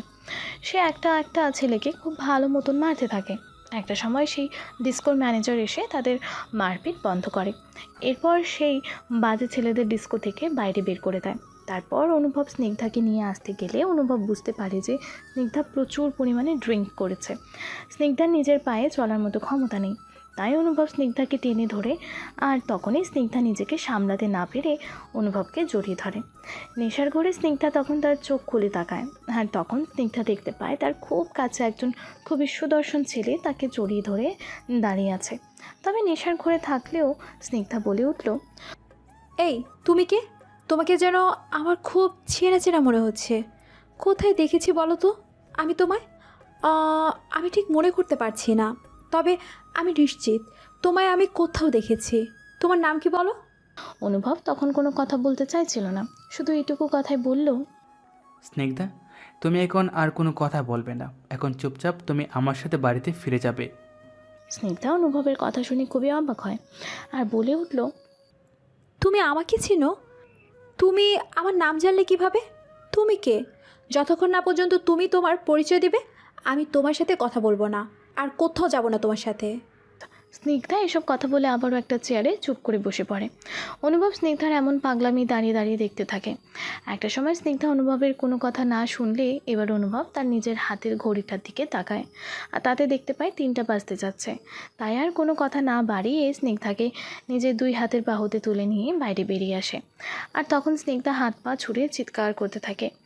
বাইরে বের করে এনে স্নিগ্ধাকে নিজের গাড়িতে বসিয়ে সিট বেল্ট বেঁধে দেয়। আর তখন স্নিগ্ধা জোরে জোরে চিৎকার করতে থাকে। তাই দেখে স্নিগ্ধা কাঁদতে শুরু করে। স্নিগ্ধাকে চুপ করানোর জন্য অনুভব অনেকবার সরিও বলে, কিন্তু তাতেও স্নিগ্ধা আরও জোরে জোরে চিৎকার করতে থাকে। তখন অবশেষে অনুভব স্নিগ্ধাকে চুপ করানোর জন্য জিজ্ঞাসা করে, আচ্ছা স্নিগ্ধা, তুমি তো খুব ভালো মেয়ে, তাহলে ভালো মেয়েরা কি রাতের বেলা এভাবে চিৎকার করে? আচ্ছা বেশ, আমি মানছি আমিও একটু জোর গলায় কথা বলে ফেলছি। তাহলে এবার তুমি বলো আমাকে শাস্তিস্বরূপ কী করতে চাও, আমি তাই করব। তবে প্লিজ চিৎকার করো না আর। অনুভবের কথা শুনে স্নিগ্ধা চুপ করে নিজের ঠোঁট ফুলিয়ে বসে থাকে। তারপর স্নিগ্ধা বলে উঠল, আমি তোমাকে ক্ষমা করে দেব যদি তুমি আমাকে আইসক্রিম কিনে দাও। আমি এখন আইসক্রিম খাবো। রাত 3টের সময় স্নিগ্ধা আইসক্রিম খেতে চাইলে তো আর আইসক্রিম পাওয়া যাবে না, কারণ কেউ স্নিগ্ধার জন্য এত রাতে দোকান খুলে বসে থাকবে না। স্নিগ্ধার এমন আইসক্রিম খেতে চাওয়ার আবদার শুনে অনুভব ভাবতে থাকে। তার মনে মনে বলে উঠল, হিয়া আমি আচ্ছা জামালে পড়লাম তো, এখন আমি কি করব? এত রাতে আমি আইসক্রিমের দোকান কোথায় পাবো? এই সকল কথা শুনে অনুভব ভাবছে, আর তখনই অনুভব নিলয়কে ফোন করে আর বলে ওঠে, হ্যালো নিলয়, তুই আমার কথা শুনতে পাচ্ছিস? ঘুমের ঘোরে নিলয় বলে উঠল। হ্যাঁ, আমার মনে হয় আমার নাম নিলয়। নিলয় যে ঘুমের ঘরে এইসব কথা বলেছে সেটা অনুভব বুঝতে পারল। আর তখন কিছুটা ধমকে অনুভব নিলয়কে বলে উঠল, নিলয়, আমি অনুভব বলছি, আমার কথাগুলো কান খুলে শোন। ধমকে সুরে কথাটা বলার জন্য নিলয়ের এক চটকায় তার ঘুম ভেঙে যায়। আর নিলয় বলে উঠল, কি বলছে অনুভব? কি বলছিস বল, আমি শুনছি। নিলয়, তুই এক্ষুনি খবর নে যে শহরের কোথায় আইসক্রিম দোকান খোলা আছে। অনুভবের কথা শুনে নিলয় খুব অবাক হলো। আর নিলয় বলে উঠল, কি হয়েছে তোর? আইসক্রিমের ব্যবস্থা কর। অনুভবের কথা শুনে নিলয় তার ঘরের দেয়ালে ঘড়ির দিকে তাকিয়ে দেখল। তখন ঘড়িতে 3টে পেরিয়ে গেছে। এত রাতে কোনো আইসক্রিম দোকান খোলা আছে বলে তো নিলয়ের মনে হয় না। তাই এইসব কথাই নিলয় ভাবছে। তখন আবার অনুভব বলে উঠল, কি হলো, আমার কথা তুই বুঝতে পারছিস? ক্ষমা করবি তুই আমাকে। এত রাতে যে কোনো আইসক্রিমের দোকান খোলা থাকবে না সেটা তুইও ভালো করে জানিস। তাহলে আমি এখন কোথায় আইসক্রিম পাবো? নিলয়ের কথা শুনে অনুভব আর কথা বলল না। ফোন কেটে যখন স্নিগ্ধার কাছে এসে দাঁড়ায় তখন অনুভব দেখতে পায় স্নিগ্ধা ঘুমিয়ে পড়েছে। তাই আর স্নিগ্ধাকে না জাগিয়ে গাড়ি নিয়ে যেতে শুরু করলো। এদিকে আলোকরঞ্জন বাবু আর সিজলা দেবী বসার ঘরেই অপেক্ষা করতে করতেই সেখানেই ঘুমিয়ে পড়ে। হঠাৎ করে সদর দরজা খোলার শব্দ পেয়ে সিজলা দেবীর ঘুম ভেঙে যায়। আর সিজলা দেবী ঘুম থেকে উঠে দেখে যে রামু স্নিগ্ধাকে কোলে করে নিয়ে বাড়ির ভেতরে আসছে। তা দেখে সিজলা দেবী আলোকরঞ্জন বাবুকে ঘুম থেকে ডেকে তোলে। আলোকরঞ্জন বাবু তার মেয়েকে রামুর কোলে দেখে জিজ্ঞাসা করে, রামু, তুমি স্নিগ্ধাকে কোথায় পেলে? রামু আলোকরঞ্জন বাবুর কথা শুনে কি বলবে বুঝতে পারছিল না, তাই সে কিছুক্ষণ চুপ করে থেকে বলে উঠল, আসলে দিদিমণি, বেরিয়ে যাওয়ার কিছুক্ষণ আগেই ওনার ঘরের সামনে দিয়ে যখন আমি যাচ্ছিলাম তখন আমি শুনেছিলাম উনি কোথায় যাবেন। তাই আমি সেখানে গিয়েছিলাম। সেখানে গিয়ে আমি দিদিমণিকে এই রকম অবস্থায় দেখে খুব জোরাজোরি করে নিয়ে আসি, কারণ দিদিমণি তো আসতেই চাইছিলেন না। তাই এইভাবে দিদিমণিকে তুলে নিয়ে আসতে বাধ্য হলাম। রামুর কথা শুনে আলোকরঞ্জন বাবু আর শীতলা দেবী কিছুই বললেন না। তারপর রামু স্নিগ্ধাকে কোলে করিয়ে নিয়ে গিয়ে স্নিগ্ধার ঘরের বিছানায় শুইয়ে দিয়ে আসে। তখন পূর্ব আকাশে সূর্য উঠতে শুরু করেছে, চারপাশ পরিষ্কার হতে দেখা যায়। স্নিগ্ধা বাড়ি ফিরেছে দেখে আলোকরঞ্জন বাবু আর শীতলা দেবীও নিজের ঘরে গেলেন। রামু তখন নিজের ঘরে চলে গেল। সকাল 11টার দিকে স্নিগ্ধার ঘুম ভাঙলে তার মাথায় খুব ব্যথা হয়, আর তাতে স্নিগ্ধা খুব জোরে জোরে চিৎকার করতে থাকলে রামু স্নিগ্ধার ঘরে আসে। আর রামুকে দেখে স্নিগ্ধা বলে উঠল, এই, তুমি এখানে কি করছো? আমি তোমাকে ডেকেছি। চলে যাও বলছি, আমার ঘর থেকে চলে যাও। স্নিগ্ধা খুব জোরে জোরে কথা বলতে থাকলে শীতলা দেবী প্রায় রান্নাঘর থেকে দৌড়েই আসে স্নিগ্ধার ঘরে। আর এসে দেখে স্নিগ্ধা খুব বাজেভাবে রামুর সাথে কথা বলছে। তাই দেখে শীতলা দেবী বলে উঠলেন, এই স্নিগ্ধা, তুই রামুর সাথে এভাবে কথা কেন বলছিস? বেশ করেছি। আমি কি ওকে ডেকেছিলাম? ও কেন এসেছে আমার ঘরে? আমি ওকে পাঠিয়েছি। তুই চিৎকার করছিলি, ওই জন্যই তো আমি ওকে পাঠিয়েছি। আমার ঘর, আমি চিৎকার করতে পারি, তাতে এই ছোট লোকের বাচ্চা আমার ঘরে আসবে কোন সাহসে? তুই তো এমন ছিলি না। তুই তো এইভাবে কথা কারোর সাথে বলতিস না। তাহলে তুই আজ এইভাবে কথা কেন বলছিস? বাইরে পড়তে গিয়ে কি তুই মানবতাবোধ, ভদ্রতা ভুলে গেছিস? ছি ছি স্নিগ্ধা, এইভাবে কেউ কারোর সাথে কথা বলে? হ্যাঁ, আমি এইভাবে কথা বলি। আর আমাকে কেউ বোঝাতে আসবেন না কোনটা সঠিক আর কোনটা ব্যাঠিক। আমার ইচ্ছা, আমি যা খুশি তাই করব। এখন তোমরা আমার ঘর থেকে বেরিয়ে যাও। স্নিগ্ধার কথা শুনে সবাই তার ঘর থেকে বেরিয়ে যায়। এর বেশ কিছুক্ষণ পর স্নিগ্ধা খাবার টেবিলে আসে, আর তখন সে মাথা নিচু করে বসে থাকে। তাই দেখে রামু সামনে এসে এক গ্লাস লেবুর শরবত দেয়, আর সেটা দেখে স্নিগ্ধা একেবারে ছুঁড়ে ফেলে দেয়। আলোকরঞ্জনবাবু নিজের ঘর থেকে বেরিয়ে আসার সময় এসব দেখে স্নিগ্ধাকে বলে উঠল, এসব কি হচ্ছে স্নিগ্ধা? দিন দিন তোর ব্যবহার এতটা খারাপ হয়ে যাচ্ছে কেন? কি হয়েছে? তোর অসুবিধাটা কোথায় হচ্ছে সেটা তোমাকে বলতে হবে পরিষ্কার করে, আর না হলে আমরা তোর অসুবিধার কথা বুঝতে পারবো না। তাই তোর অসুবিধার কথা আমাদেরকে বল। স্নিগ্ধা তখন কিছুই বলল না, শুধু বলে, ওকে আমার ব্যাপারে নাক গলাতে বারণ করো। স্নিগ্ধার কথা শুনে আলোকরঞ্জনবাবু বলে ওঠে, তুই রামুকে অপমান করার আগে শুনে রাখ, আজ তুই এখনো পর্যন্ত যে ঘরে সুরক্ষিতভাবে বসে আছিস সেটাই রামুর জন্যই। স্নিগ্ধা তার বাবার কথা বুঝতে না পেরে বলে উঠল, কি বলতে চাইছো? কাল যখন তুই মদ্যপ অবস্থায় যেখানে টলছিলি তখন সেখান থেকে রামু তোকে উদ্ধার করে নিয়ে এসেছে। স্নিগ্ধা তার বাবার কথা শুনে একবার রামুর দিকে তাকায়, আর তখন স্নিগ্ধা জিজ্ঞাসা করে, ও জানলো কিভাবে আমি কোথায় আছি? ঠিক তখনই আলোকরঞ্জন বাবু বলতে যাবে অমনি রামু বলে উঠল, থাক না বড়বাবু এইসব কথা। দিদিমণি আমার উপর হয়তো কোনো কারণে খুব রেগে আছে, তাই আমার সাথে এমন ব্যবহার করছে। আমি তাতে কিছু মনে করিনি। রামুর কথায় আর কেউ কোনো কথা বলল না। চুপচাপ কিছু খাবার খেয়ে নিজের ঘরে সবাই চলে গেল। স্নিগ্ধা সুযোগ পেলেই রামুকে নানাভাবে অপমান করত। বাড়ির সবার খারাপ লাগলেও রামু কাউকে কিছু বলতো না। এভাবেই দিন দিন যেতে লাগলো। এমনই একদিন আলোকরঞ্জন বাবুর ফোনটা অনেকক্ষণ ধরে বেজেই চলেছিল, তাই রামু ফোনটা রিসিভ করে নেয়। আর তাতে রামু ফোনের ওপারে থাকা মানুষটির সাথে রামু ইংলিশে কথা বলতে থাকে। এমন সময় স্নিগ্ধা কোনো কারণে তার বাবার ঘরের দিকে এলে রামুকে ইংলিশে কথা বলতে দেখে খুবই অবাক হয়। আর তখন সে রামুর সামনে এসে দাঁড়ায়।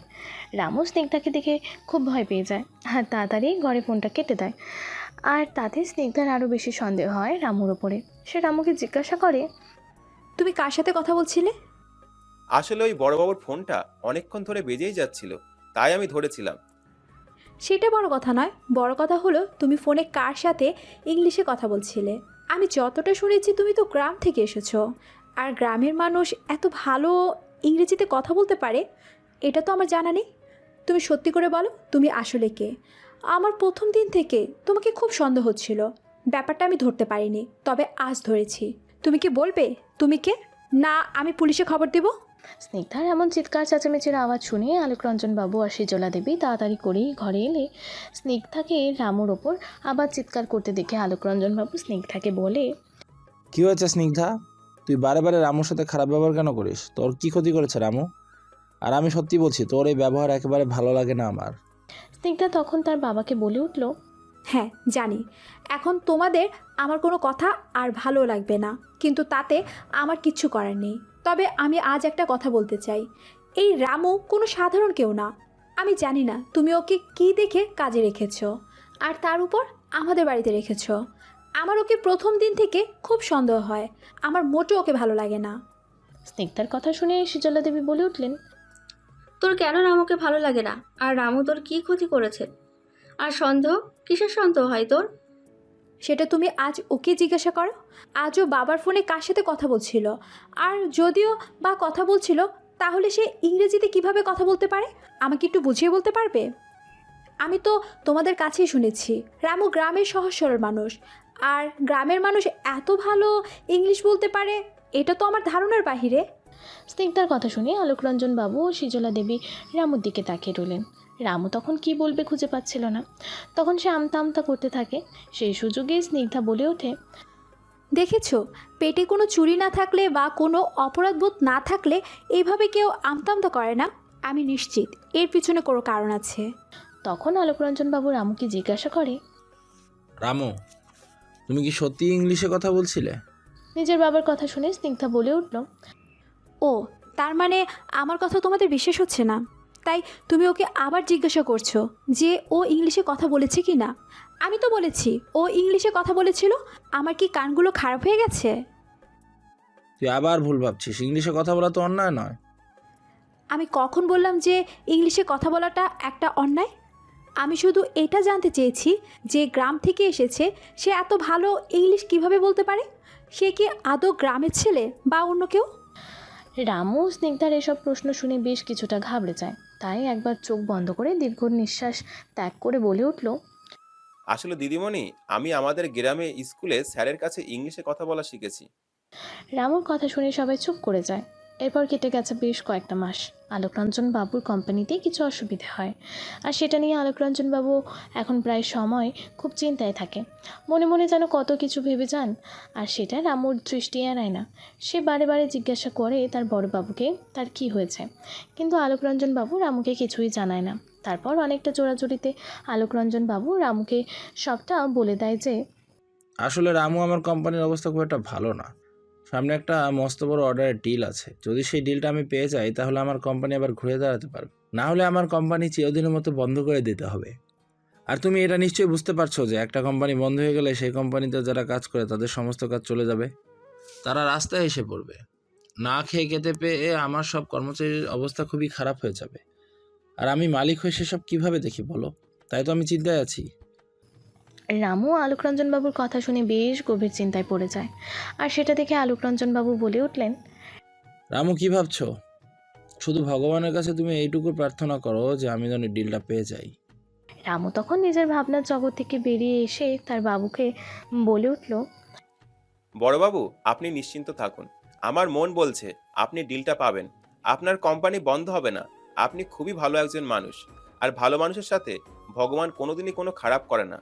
রামুর কথা শুনে আলোকরঞ্জন বাবু রামুকে বুকে টেনে নেয় আর মায়া ভরা কণ্ঠে বলে উঠলেন, তোমার কথাই যেন সত্যি হয় রামু। আমার এই কোম্পানির উপর ভরসা করে অনেক মানুষের সংসার চলে। আমি চাই না তাদের সংসারে যেন কোনো খারাপ অবস্থা হয়। এরপর দেখা যায় রামু সকলের আড়ালে কাউকে ফোন করে আর বলে, নিলয়, আমি তোকে যে কথাগুলো বলেছি এখন সেগুলো কান খুলে পরিষ্কার করে শুনে রাখ। সামনের যে ডিলটা আমার কোম্পানি থেকে হবে সেটা যেন আলোকরঞ্জন বাবুর কোম্পানি অর্থাৎ চক্রবর্তী অ্যান্ড কোম্পানি পায়, সেই ব্যবস্থা তুই করবি, ঠিক আছে? ঠিক আছে। এরপর নিলয় ফোনটা কেটে দেয়।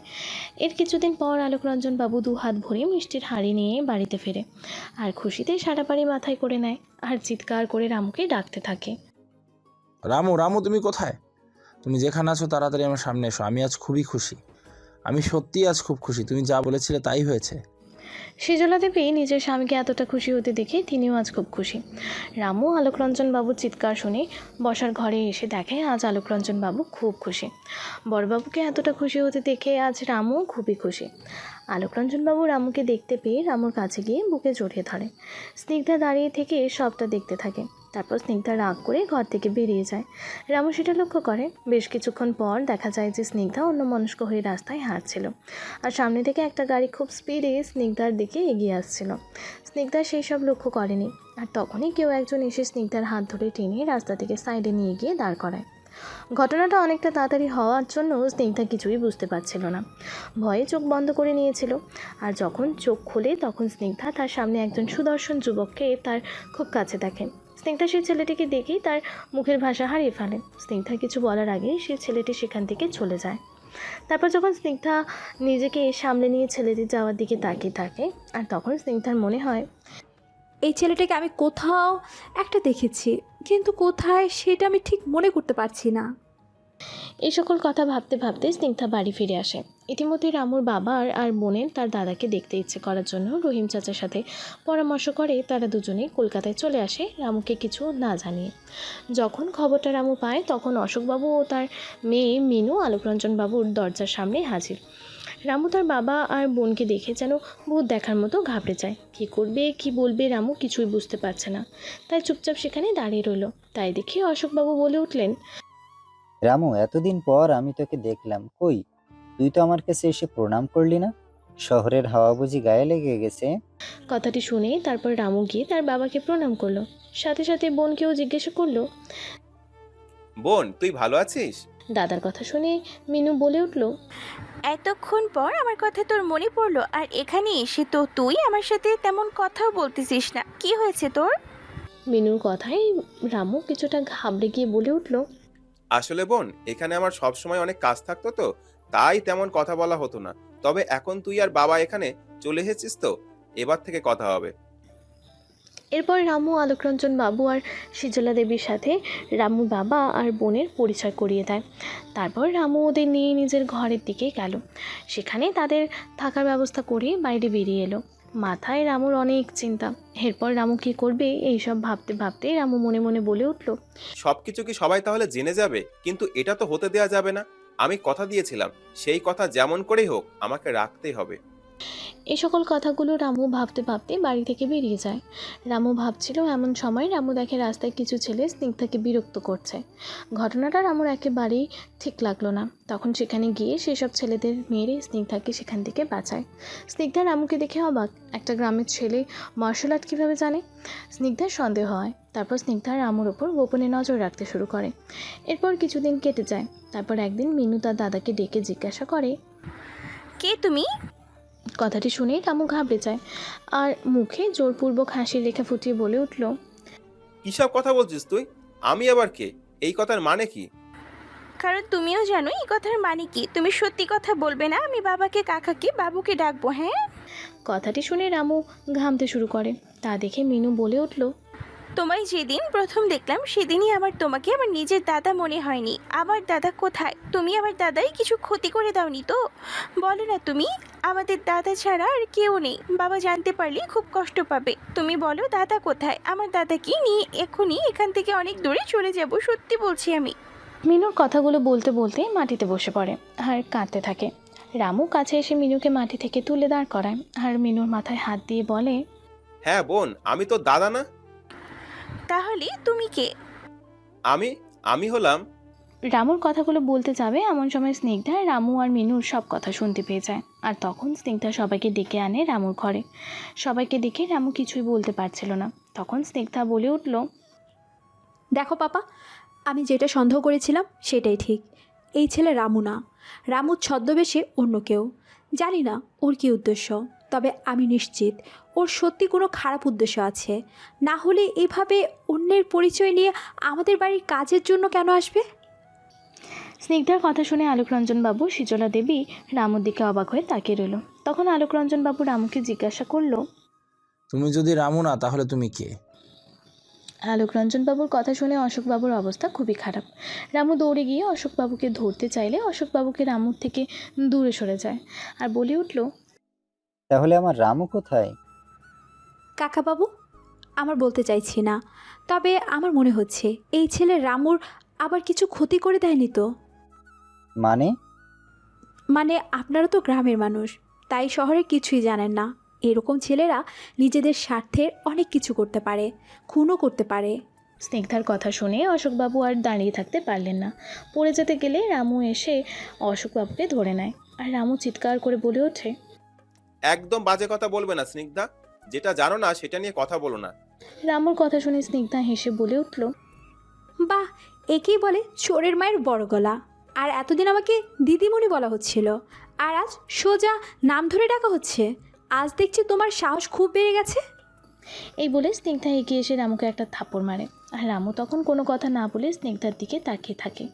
তখন আলোকরঞ্জনবাবু বলে উঠল, আমি তো তোমাকে খুব ভালো ছেলে ভেবেছিলাম। আমি তো এটাও ভেবে রেখেছিলাম যে তোমার সাথে স্নিগ্ধার বিয়ে দেব। কথাটি শুনে স্নিগ্ধা আবার তার ছেলের হাসি এসে বলে উঠল, কি বললে পাপা তুমি? এই ভিখারি ছেলেটার সাথে আমার বিয়ে? তোমার কি আমাকে এতটাই ছোট মনে হয়? তোমার কাছে আমার কোনো দাম নেই? সরি পাপা, তোমার কাছে আমার দাম না থাকলেও আমার নিজের কাছে নিজের অনেক দাম আছে। তাই আমি সত্যি তোমার জন্য কিচ্ছু বলতে পারছি না। তখন আলোকরঞ্জনবাবু রামুকে জিজ্ঞাসা করলো, তাহলে তুমি কে, আর আমাদের রামু কোথায়? বারে বারে রামুকে জিজ্ঞাসা করা হয় যে আসল রামু কোথায় আছে। তখন কিন্তু রামু আসলে রামুর কোনো কথাই বলতে চাইছিল না। তাই শেষে স্নিগ্ধা বলে উঠল, পাপা, পুলিশকে ফোন করো। পুলিশের মার পড়লে দেখবে সব কথা সুরসুর করে বলে দিচ্ছে। আলোকরঞ্জনবাবু তাও রামুকে বারে বারে জিজ্ঞাসা করতে থাকলেও রামু কিছুই বলে না।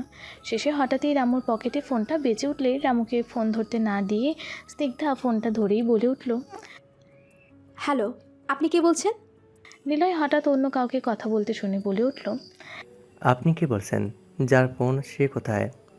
যার ফোন সে ধরা পড়ে গেছে, তাই আর তার সাথে কথা বলতে দেওয়া যাবে না। আপনি যা বলার আমাকে বলুন। স্নিগ্ধার কথা শুনে নিলয় আর একটা কথাও বলল না। ফোন কেটে দেয় নিলয়। সেটা দেখে স্নিগ্ধা বলে উঠল, পাপা, দেখেছো, ফোনটা কেটে দিল। এই ফোনটা আর ওকে দেওয়া যাবে না। কি জানি কী সব উদ্দেশ্যে আছে। দাঁড়াও, আমি পুলিশকে ফোন করছি। এরপর স্নিগ্ধা পুলিশকে ফোন করলে পুলিশ কিছুক্ষণের মধ্যে চক্রবর্তী ম্যানশনে পৌঁছে যায়। তারপর স্নিগ্ধার সব কথা শুনে পুলিশ রামুকে বলতে শুরু করে, কিরে, অন্যের পরিচয় নিয়ে চক্রবর্তী ম্যানশনে ঢুকে পড়েছিস? রামু কোথায়? এই বলে পুলিশ অফিসার নকল রামুর কলারে হাত দিতে যাবে, এমন সময় নকল রামু বলে উঠল, 1 মিনিট অফিসার। এই বলে রামু নিজের নকল গোফটা তুলে ফেলতেই আর চুলগুলোকে হাত দিয়ে ঠিক করতে পুলিশ অফিসার রামুকে দেখে বলে উঠল, এই কি স্যার, আপনি আপনি এখানে? আপনি এতদিন তাহলে এখানেই ছিলেন? পুলিশ অফিসারের কথা শুনে স্নিগ্ধা বলে উঠল, কী সব বলছেন অফিসার? ও একজন ঠগ, জোচ্চোর, লম্পট। ওকে গ্রেপ্তার করুন।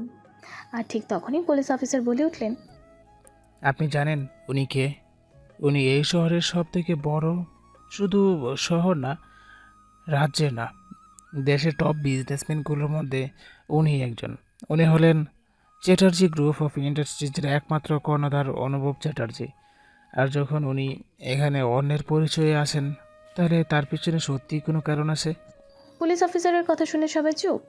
আর তখন অনুভব স্নিগ্ধার দিকে ঘুরে তাকায়। তখন স্নিগ্ধা তাকে দেখে বলে উঠল, আপনি? স্নিগ্ধার কথা শুনে আলোকরঞ্জনবাবু বলে উঠলেন, তুই চিনিস ওনাকে? হ্যাঁ, আসলে উনি আমাকে সেই দিন ডিস্কো থেকে উদ্ধার করেছিল, আর একদিন রাস্তাও বাঁচিয়েছিলেন। চ্যাটার্জি গ্রুপ অফ ইন্ডাস্ট্রির নাম শুনে আলোকরঞ্জনবাবু বলে উঠলেন, তাহলে কি চ্যাটার্জি ইন্ডাস্ট্রি থেকে যে ডিলটা আমি পেয়েছি সেটা তুমি দিয়েছিলে? হ্যাঁ, অফকোর্স আমি দিয়েছিলাম। আমি দেখেছিলাম আপনার কষ্ট, তাই আমি সেই ডিলটা আপনাকে দিয়েছিলাম। সবার কথা শুনে অশোকবাবু বলে উঠলেন, তাহলে আমার রামু কোথায়? সে কোথায়? সে ঠিক আছে তো? অশোকবাবুকে এতটা চিন্তা করতে দেখে অনুভব অশোকবাবুর সামনে এগিয়ে যায় আর বলে, বাবা, রামু যেখানেই থাকুক সে ভালো আছে। তাহলে বলছো না কেন রামু কোথায় আছে? বাবা, সেটা রামু জানাতে বারণ করেছিল, আমি বলতে পারবো না। কেন? কেন? আমার ছেলের কিছু হয়ে যায়নি তো? বলো, বলো না। এই বলে অশোকবাবু অনুভবের হাত ধরে ঝাঁকাতে থাকে। আর তখন অশোকবাবুর নজর পড়ে অনুভবের হাতের দিকে। তিনি দেখতে পান সেখানে অনুভবের জন্মদাত। আর সেটা দেখে অশোকবাবু বলে উঠলেন, এটা তোমার হাতে কিভাবে এলো? অনুভব তখন নিজের হাতের দিকে তাকিয়ে দেখল। আর অশোকবাবুর কথা শুনে অনুভব খুব অবাক হয় আর বলে, বাবা, এটা তো আমার জন্মদাগ। কেন, কি হয়েছে? এরকম জন্মদাগ আমার বড় ছেলের হাতে ছিল, ওর জন্মের সময় থেকেই। অশোকবাবুর কথা শুনে তখন কেউ বুঝতে পারছিল না। তাই মিনু বলে উঠল, কি বলছো বাবা তুমি? আমার তো একটাই দাদা, তাহলে এখানে বড় ছেলে এলো কোথা থেকে?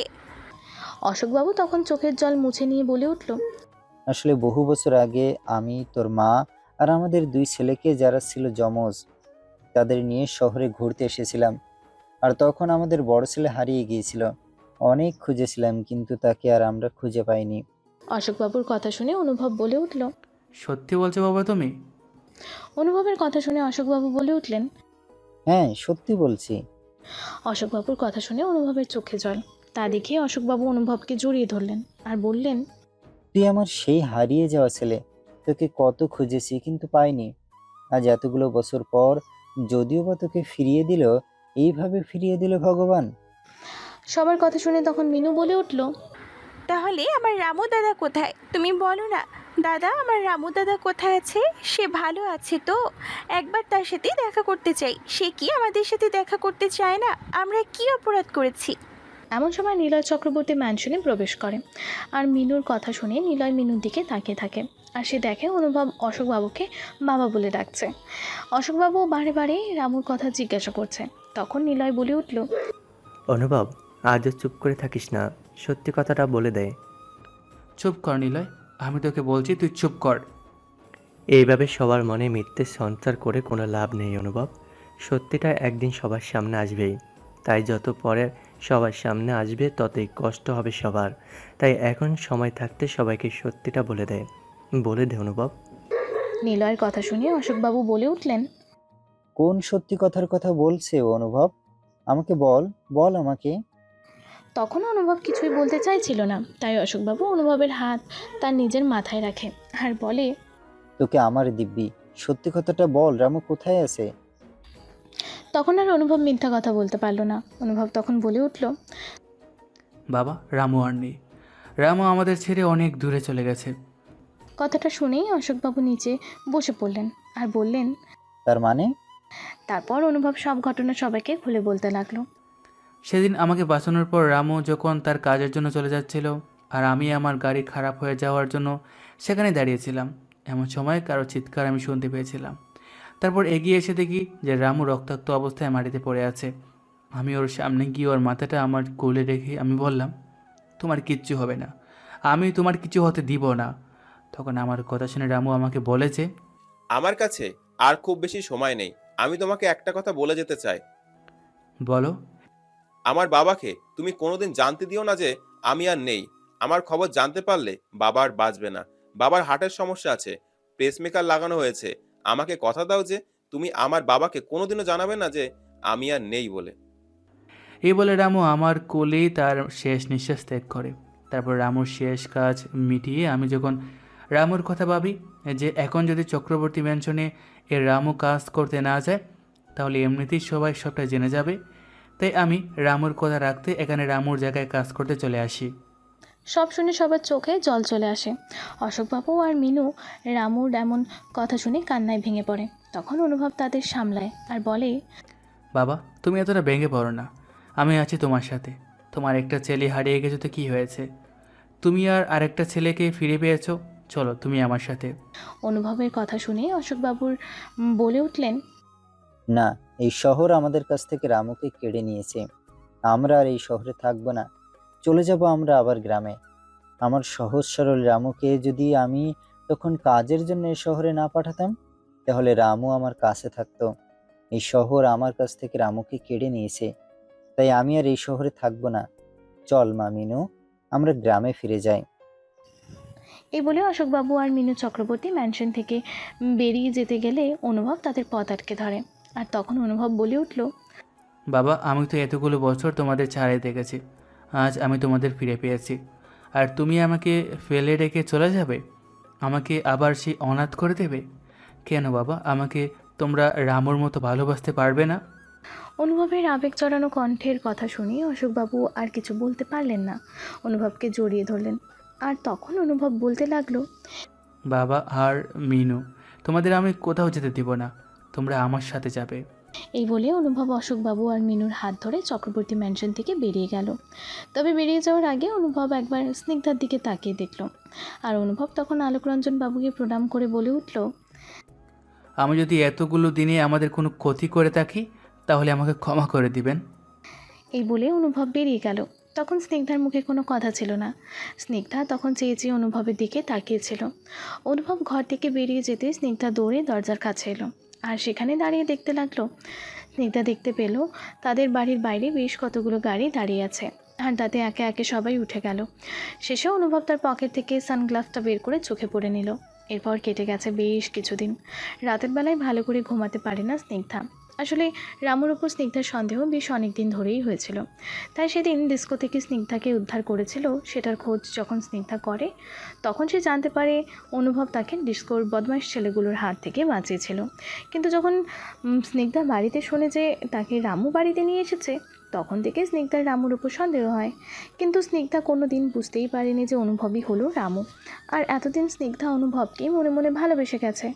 কিন্তু এখন আর কিছুই করা নেই। স্নিগ্ধা অনেক বড় ভুল করে ফেলেছে, যার কারণে অনুভব স্নিগ্ধাকে আর কোনো দিনই ক্ষমা করবে না। সে কথা জেনেও একদিন স্নিগ্ধা অনুভবের কোম্পানিতে হাজির হয়। বেশ অনেকখানি সময় অপেক্ষা করার পরও যখন স্নিগ্ধা অনুভবের দেখা পায় না তখন স্নিগ্ধা এদিক সেদিক দেখতে থাকে। আর এমন সময় স্নিগ্ধার কার সাথে ধাক্কা লাগে আর ভয়ে নিজের চোখ বন্ধ করে নেয়। আস্তে আস্তে স্নিগ্ধা যখন বুঝতে পারলো যে তাকে কেউ ধরে আছে তখন স্নিগ্ধা নিজের চোখ খুলে দেখে তাকে অনুভব তার শক্তপোক্ত হাত দুটো দিয়ে জড়িয়ে ধরে আছে। মুহূর্তের মধ্যে স্নিগ্ধা সে কথা বুঝতে পেরে সোজা হয়ে দাঁড়ায়। স্নিগ্ধা কোনো কথাই বলছিল না, তাই অনুভব কথা বলতে শুরু করলো আর বলে উঠল, তুমি এখনো কি করছো? কি ব্যাপার তোমার? স্নিগ্ধা তখনও কোনো কথা বলছিল না, তাই অনুভব সেখান দিয়ে চলে যেতে চাইলে স্নিগ্ধা বলে উঠল, আমি তোমার সাথে কিছু কথা বলতে চাই। কিন্তু আমার কাছে তো এখন কথা বলার মতো সময় নেই। তখন স্নিগ্ধা বলে উঠল, আমি বেশি সময় নিব না, শুধু 5 মিনিট দিলে হবে। প্লিজ, আমার কথা বলাটা খুবই জরুরি। স্নিগ্ধার কথা শুনে তখন অনুভব নিজের হাতের ঘড়ির দিকে তাকিয়ে বলে উঠল, ঠিক আছে, তবে মনে থাকে যেন শুধু 5 মিনিট। 5 মিনিটের বেশি 1 মিনিটও না। ঠিক আছে। এরপর অনুভব তার নিজের কেবিনে স্নিগ্ধাকে নিয়ে যায়। স্নিগ্ধার চারপাশটা দেখে অবাকের উপর অবাক হয়। শুধু তার কোম্পানি বড় নয়, তার কেবিনটাও খুবই সুন্দর। আর তখন অনুভব বলে উঠল, হ্যাঁ, তো কি যেন বলবে বলছিলে? স্নিগ্ধার তখন নিজেকে স্বাভাবিক করে বলে উঠল, আসলে আমি কিভাবে যে কথাটা বলবো আমি সেটাই বুঝতে পারছি না। তবুও আমি বলছি, অনুভব পারলে আমাকে ক্ষমা করে দিও। আমি তোমার সাথে যেমন ব্যবহার করেছি তাতে আমি খুবই দুঃখিত। আমি মন থেকে তোমার কাছে ক্ষমা চাইতে এসেছি। তুমি প্লিজ আমাকে ক্ষমা করে দিও। দেখো স্নিগ্ধা, আমি প্রায় সময় খুব ব্যস্ত থাকি, তাই কে কি আমার সাথে কেমন ব্যবহার করেছে তা নিয়ে ভাবার সময় একটু নেই। তাই আমি তোমার কোনো ব্যবহারের কথা আমি মনে রাখিনি। আমার কাছে ওইসব ফালতু কথা মনে রাখার মতো সময় নেই। তাই যদি আর অন্য কথা বলার থাকে তাহলে বলতে পারো, না হলে তুমি আসতে পারো। অনুভবের কথা শুনে স্নিগ্ধা হাঁ করে তাকিয়ে থাকে। তাই অনুভব বুঝতে পারে যে তার আর কোনো কথা বলার নেই। তাই অনুভব বলে উঠল, আমার মনে হয় তোমার আর কোনো কথা বলার নেই, তাই আমি আসছি। আমার আসলে একটা জরুরি মিটিং আছে। এই বলে অনুভব কেবিন থেকে বেরিয়ে যেতে চাইলে স্নিগ্ধা বলে ওঠে, অনুভব, তোমাকে আমি যে কথাটা বলতে এসেছি সেটা হলো আমি তোমাকে ভালোবেসে ফেলেছি। স্নিগ্ধার কথাটি শুনে অনুভবের পা দরজা খুলতে সেখানেই আটকে যায় আর বেশ কিছুক্ষণ অনুভবে দাঁড়িয়ে থাকে। তারপর অনুভবের বেশ কিছু পুরানো কথা মনে পড়ে যায়। নিজেকে আবারও স্বাভাবিক করে সামনের দিকে থেকে পেছন দিকে ফিরে অনুভব বলে উঠল, এসব আবার কি? আমি সত্যি বলছি, আমি তোমাকে ভালোবাসি। অনুভব তখন তার ছেলের হাসি হেসে বলে উঠল, তা এই কথাটা কখন তোমার মনে হলো যে তুমি আমাকে ভালোবাসো? বলো। আমার আসল পরিচয় জানার পর থেকে কি সুন্দর না মানুষ কত তাড়াতাড়ি তার রূপ বদলে ফেলতে পারে। তবে আমি এই সব রূপ বদলে ফেলার লোকজনদের একদমই বিশ্বাস করি না। তাই তুমি আসতে পারো, আমার সময়ের অনেক দাম। এই বলে অনুভব বেরিয়ে গেল। স্নিগ্ধা অনুভবের পেছন পেছন যেতে গিয়ে অনুভবকে আটকানোর চেষ্টা করছিল আর তখনই নিলয় এসে স্নিগ্ধাকে আটকে দেয়। অনুভব যেতে যেতেই নিলয়কে বলে যায়, নিলয় ম্যাডামকে অফিস থেকে বেরিয়ে যাওয়ার রাস্তাটা একটু যত্ন সহকারে দেখিয়ে দিবি। আমার খুব জরুরি মিটিং আছে, আমি যাচ্ছি। ম্যাডামকে ভালো করে রাস্তা দেখিয়ে দিয়ে তুই কনফারেন্স রুমে তাড়াতাড়ি আয়। এই বলে অনুভব চলে যায়। অনুভবের এমন ব্যবহার দেখে স্নিগ্ধার চোখে জল চলে আসে। এরপর প্রতিদিনই স্নিগ্ধা অনুভবের অফিসে আসতে থাকে। অনুভব স্নিগ্ধাকে তার অফিসে আসতে দেখে রোজই, কিন্তু অনুভব স্নিগ্ধার সাথে কথা বলে না। স্নিগ্ধা নিজে কথা বলতে চাইলেও অনুভব স্নিগ্ধার কোনো কথা শোনে না। সে স্নিগ্ধাকে পাশ কাটিয়ে চলে যায়। এই রকম একদিন স্নিগ্ধা অনুভবের পথ আটকাতে ধরলে অনুভব বেশ কিছুটা চিৎকার করেই বলে উঠল, এইসব বন্ধ করো। আমি তোমার নাটকে বোলার চ্যালে নই, তাই এসব বন্ধ করলেই আমার মনে হয় তোমার জন্য ভালো হবে। এখন এখান থেকে চলে যাও। না, আমি যাব না। তুমি যতক্ষণ না পর্যন্ত আমার কথা বিশ্বাস করবে আমি ততক্ষণ এখান থেকে যাব না। স্নিগ্ধার কথায় অনুভব এবার খুব রেগে যায় আর বলে উঠল, সিকিউরিটি, সিকিউরিটি, তাড়াতাড়ি আমার সামনে এসো। তারপর সিকিউরিটি তাড়াহুড়ো করে অনুভবের সামনে এসে দাঁড়ায়। আর তখন অনুভব বলে উঠল, আমি কালকের পর থেকে এই মেয়েটাকে আমার অফিসের জন্য আর না দেখতে পাই। কি মনে থাকবে নিশ্চয়ই আমার কথা? সিকিউরিটি এবার স্নিগ্ধার দিকে তাকিয়ে অনুভবকে বলে উঠল, ঠিক আছে স্যার। বলে অনুভব চলে গেল। তবে যাওয়ার আগে এক ঝলক স্নিগ্ধার দিকে তাকিয়ে গেল। অনুভব দেখল স্নিগ্ধার চোখে জল, কিন্তু আজ আর তার কিছুই করার নেই। তাই অনুভব যেতে যেতেই মনে মনে বলে উঠল, তোমাকে বুঝতে হবে কাউকে কষ্ট দিলে সে কষ্ট নিজেকেও ভোগ করতে হয়। তোমাকেও কষ্ট পেতে হবে, ঠিক যতটা কষ্ট আমি পেয়েছিলাম। চলুন ম্যাডাম। সিকিউরিটির কথা শুনে স্নিগ্ধা নিজের চোখের জল মুছে অফিস থেকে বেরিয়ে গেল। অনুভব সেটা দেখলো। তারপর সকাল গড়িয়ে বিকেল হয়ে যায়, তারপর বিকেল থেকে সন্ধ্যা। আর অফিস যখন সবার ছুটি হয়ে যায় তখন অনুভব আর নিলয় অফিস থেকে বেরিয়ে বাড়ি ফেরার সময় অনুভব লক্ষ্য করলো স্নিগ্ধা অফিসের বাইরে দাঁড়িয়ে আছে। অনুভব প্রথমে দেখে অবাক হলো, তারপর আবার মুখ ফিরিয়ে চলে গেল। স্নিগ্ধা সেটা দাঁড়িয়ে থেকে লক্ষ্য করলো। অনুভব গাড়িতে চেপে বাড়ি চলে যায়। স্নিগ্ধা ওখানেই দাঁড়িয়ে থাকে। রাত যখন 8টা বাজে তখন অফিসের সিকিউরিটি গার্ড অনুভবকে ফোন করে আর বলে, স্যার, সকালে যে ম্যাডামকে আপনি অফিস থেকে বেরিয়ে যেতে বলেছিলেন সেই ম্যাডামটা এখনও অফিসের বাইরে দাঁড়িয়ে আছে। মেঘের অবস্থা ভালো না, বৃষ্টি হতে পারে, কিন্তু উনি আমার কথা শুনছেন না। শুনছেন না যখন, তখন আর বলার দরকার নেই, বৃষ্টি হলে চলে যাবে। এই বলে অনুভব ফোনটা কেটে দেয়। এরই কিছুক্ষণ পর মুষলধারায় বৃষ্টি শুরু হয় আর জোরে জোরে বাজও পড়ছে। তখন অনুভবের মনে হলো স্নিগ্ধা কি চলে গেছে, না এখনও আছে? এরপর অনুভব সিকিউরিটিকে ফোন করে জিজ্ঞাসা করে, সে ম্যাডাম চলে গেছে নিশ্চয়ই? না স্যার, উনি এখনও অফিসের বাইরে দাঁড়িয়ে আছে। কি এখনও দাঁড়িয়ে আছে? হ্যাঁ স্যার। সিকিউরিটির কথা শুনে গাড়ির চাবি নিয়ে অনুভব বাড়ি থেকে বেরোতে গেলে মিনু জিজ্ঞাসা করে, কোথায় যাচ্ছিস দাদা? খুব জরুরি কাজ আছে। এই বৃষ্টির মধ্যে? হ্যাঁ, এখনই যেতে হবে। এরপর অনুভব আর কোনো কথা না বলে নিজের গাড়ি নিয়ে বেরিয়ে পড়ে। অফিসের কাছে এসে দেখে স্নিগ্ধা এখনও সেই একই জায়গায় দাঁড়িয়ে আছে। অনুভব গাড়ি থামিয়ে স্নিগ্ধার কাছে গেল আর বলে উঠল, তুমি কি পাগল হয়ে গেছো? এই বৃষ্টির মধ্যে দাঁড়িয়ে দাঁড়িয়ে বিচ্ছ, বাড়ি ফিরে যাও। অনুভবের কথা শুনে স্নিগ্ধা হাসতে লাগলো আর তা দেখে অনুভব বলে উঠল, তুমি হাসছো কেন? কি হলো? আমার কথার উত্তর দাও।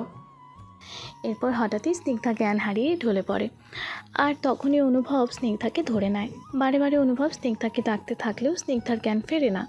স্নিগ্ধার গায়ে হাত দিয়ে অনুভব বুঝতে পারলো স্নিগ্ধার খুব জ্বর এসেছে। তাই এই অবস্থায় কী করবে বুঝতে না পেরে অনুভব স্নিগ্ধাকে হাসপাতালে নিয়ে আসে। হাসপাতালে স্নিগ্ধাকে ভর্তি করার পর অনুভব স্নিগ্ধার বাড়িতে ফোন করে আর বলে, হ্যালো, আমি অনুভব বলছি। আপনার মেয়ের খুব জ্বর, তাই ওকে আমি সিটি হাসপাতালে ভর্তি করে দিয়েছি। আপনারা যত তাড়াতাড়ি সম্ভব হাসপাতালে চলে আসুন। অনুভবের কথা শুনে আলোকরঞ্জনবাবু বলে উঠলেন, অনুভব, এই বৃষ্টির মধ্যে আমরা কিভাবে যাব বলো? এই বৃষ্টিটা একটু কমে এলেই আমরা চলে আসব, কিন্তু তোমার কাছে একটাই অনুরোধ যে আমরা যতক্ষণ না পর্যন্ত হাসপাতালে পৌঁছাচ্ছি ততক্ষণ তুমি একটু থাকবে। এই বলে আলোকরঞ্জনবাবু ফোন কেটে দেয়। সেজলা দেবী নিজের মেয়ের জন্য উতলা হতে থাকলে আলোকরঞ্জনবাবু বলেন যে, চিন্তা করার কোনো দরকার নেই, হাসপাতালে অনুভব আছে, আর আমি যতটা অনুভবকে চিনেছি সে কিছুতেই স্নিগ্ধাকে ছেড়ে যাবে না, তাই নিশ্চিন্তে থাকতে পারো। আর ভগবানের কাছে একটা প্রার্থনা করো যে সকালের আগে যেন বৃষ্টি না থামে। তাহলে কি হবে? তাহলে অনুভব তোমার জামাই হতে পারে। এই কদিনে আমি স্নিগ্ধাকে দেখে বুঝেছি যে স্নিগ্ধা অনুভবকে ভালোবাসে, আর অনুভব। তুই তো স্নিগ্ধা ভালোবাসলেই হবে না। অনুভব তো আর স্নিগ্ধাকে ভালোবাসে না, তাই জোর করে কোনো কিছুই হয় না। গিন্নি, আমার চুলে পাক এমনিতে ধরেনি, আমি মানুষ চিনতে শিখেছি। আর তোমাকে বলে রাখি, অনুভব অনেক আগে থেকেই স্নিগ্ধাকে ভালোবাসে। হয়তো স্নিগ্ধার ব্যবহারের কথা মনে করে অনুভব স্নিগ্ধার থেকে দূরে সরে গেছে, কিন্তু যাকে ভালোবাসে তার থেকে কি বেশি দিন দূরে থাকা সম্ভব? আমার মনে হয় অনুভবও এবার তার ভালোবাসা স্বীকার করবে, তুমি দেখে নিও। অন্যদিকে অনুভব স্নিগ্ধাকে হাসপাতালে ভর্তি করার পর ডাক্তার এখনও পর্যন্ত কিছুই বলেনি, তাই স্বভাবতই অনুভবের খুব চিন্তা হচ্ছে। এর কিছুক্ষণ পর ডাক্তার এসে বলল, ভয়ের কিছুই নেই, বৃষ্টিতে ভেজার জন্য জ্বরটা এসেছে। আমরা ইঞ্জেকশন দিয়ে দিয়েছি, সকালের মধ্যেই পেশেন্টকে বাড়ি নিয়ে যেতে পারবেন। ডাক্তারের কথা শুনে অনুভব হাঁপ ছেড়ে বাঁচল। তারপর স্নিগ্ধার কেবিনে এসে দেখলো স্নিগ্ধা ঘুমিয়ে আছে। অনুভব গিয়ে স্নিগ্ধার কাছে গিয়ে দাঁড়ায়। তারপর স্নিগ্ধার মাথায় হাত রেখে বলে উঠল, স্নিগ্ধা, তুমি খুব জেদি একটা মেয়ে। তুমি শেষ পর্যন্ত আমাকে তোমাকে ভালোবাসতে বাধ্য করাইলেই। আমি তোমায় যেদিন প্রথম দেখেছিলাম সেদিনই ভালোবেসেছিলাম, কিন্তু তাও প্রতিবার তোমার থেকে এত অপমান আমি সহ্য করেছি যে ধীরে ধীরে তোমার প্রতি আমার ভালোবাসা কোথাও যেন সেই অপমানের চাপে পড়ে গিয়েছিল। কিন্তু আর না, আমিও যে তোমাকে ভালোবাসি সে কথা আজ আমি তোমাকে জানিয়ে দেব। এই কথাগুলো মনে মনে অনুভব বলতে থাকে। তার ওখানে চেয়ারে বসে থাকতে থাকতে কখন যে ঘুমিয়ে পড়েছে সেটা অনুভব বুঝতে পারেনি। কিছুটা সকাল হতেই স্নিগ্ধার ঘুম ভাঙে, আর অনুভবকে তার কাছে দেখে স্নিগ্ধার ঠোঁটে হ্যাক চেলতে হাসি ফুটে উঠল। কিন্তু তারপর কিছু একটা ভেবে বিছানা থেকে নেমে একবার অনুভবকে দেখে নিয়ে হাসপাতালের কেবিন থেকে বেরিয়ে চলে গেল। অনুভবের ঘুম ভাঙলে বিছানায় স্নিগ্ধাকে দেখতে না পেয়ে অনুভব ডাক্তার, নার্স বলে চিৎকার করতে থাকে। অনুভবের চিৎকার শুনে একজন নার্স এসে বলল, ম্যাডাম তো চলে গেছে। চলে গেছে মানে? উনি বললেন উনি বাড়ি যেতে চান, তাই বাড়ি চলে গেছে।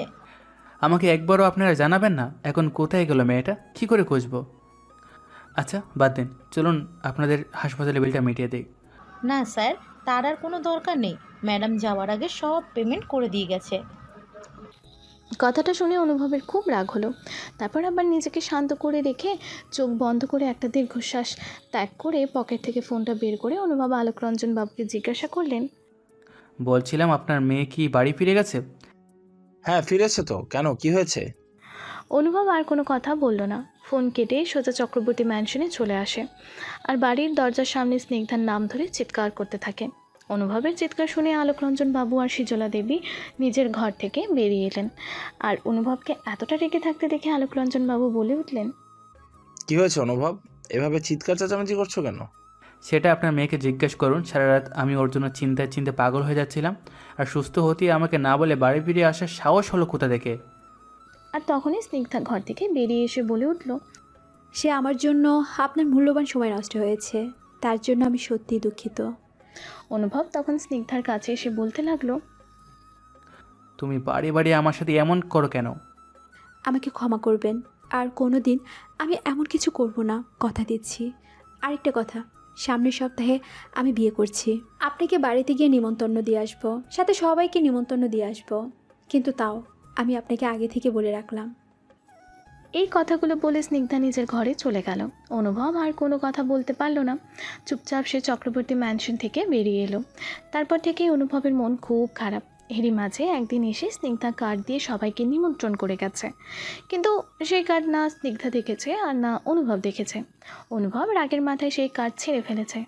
অনুভবের এমন অবস্থা দেখে অশোকবাবু আর মিনু দুজনেই অনুভবকে বুঝিয়েছে, আর তাতে অনুভব স্নিগ্ধার সাথে কথা বলতে চেয়েছে, কিন্তু স্নিগ্ধা আর অনুভবের সাথে দেখাও করেনি আর কোনো কথাও বলেনি। এরপর সেই বিয়ের দিন আগত স্নিগ্ধা কোণে সেজে বসে আছে। স্নিগ্ধার মনে কোনো আনন্দ নেই।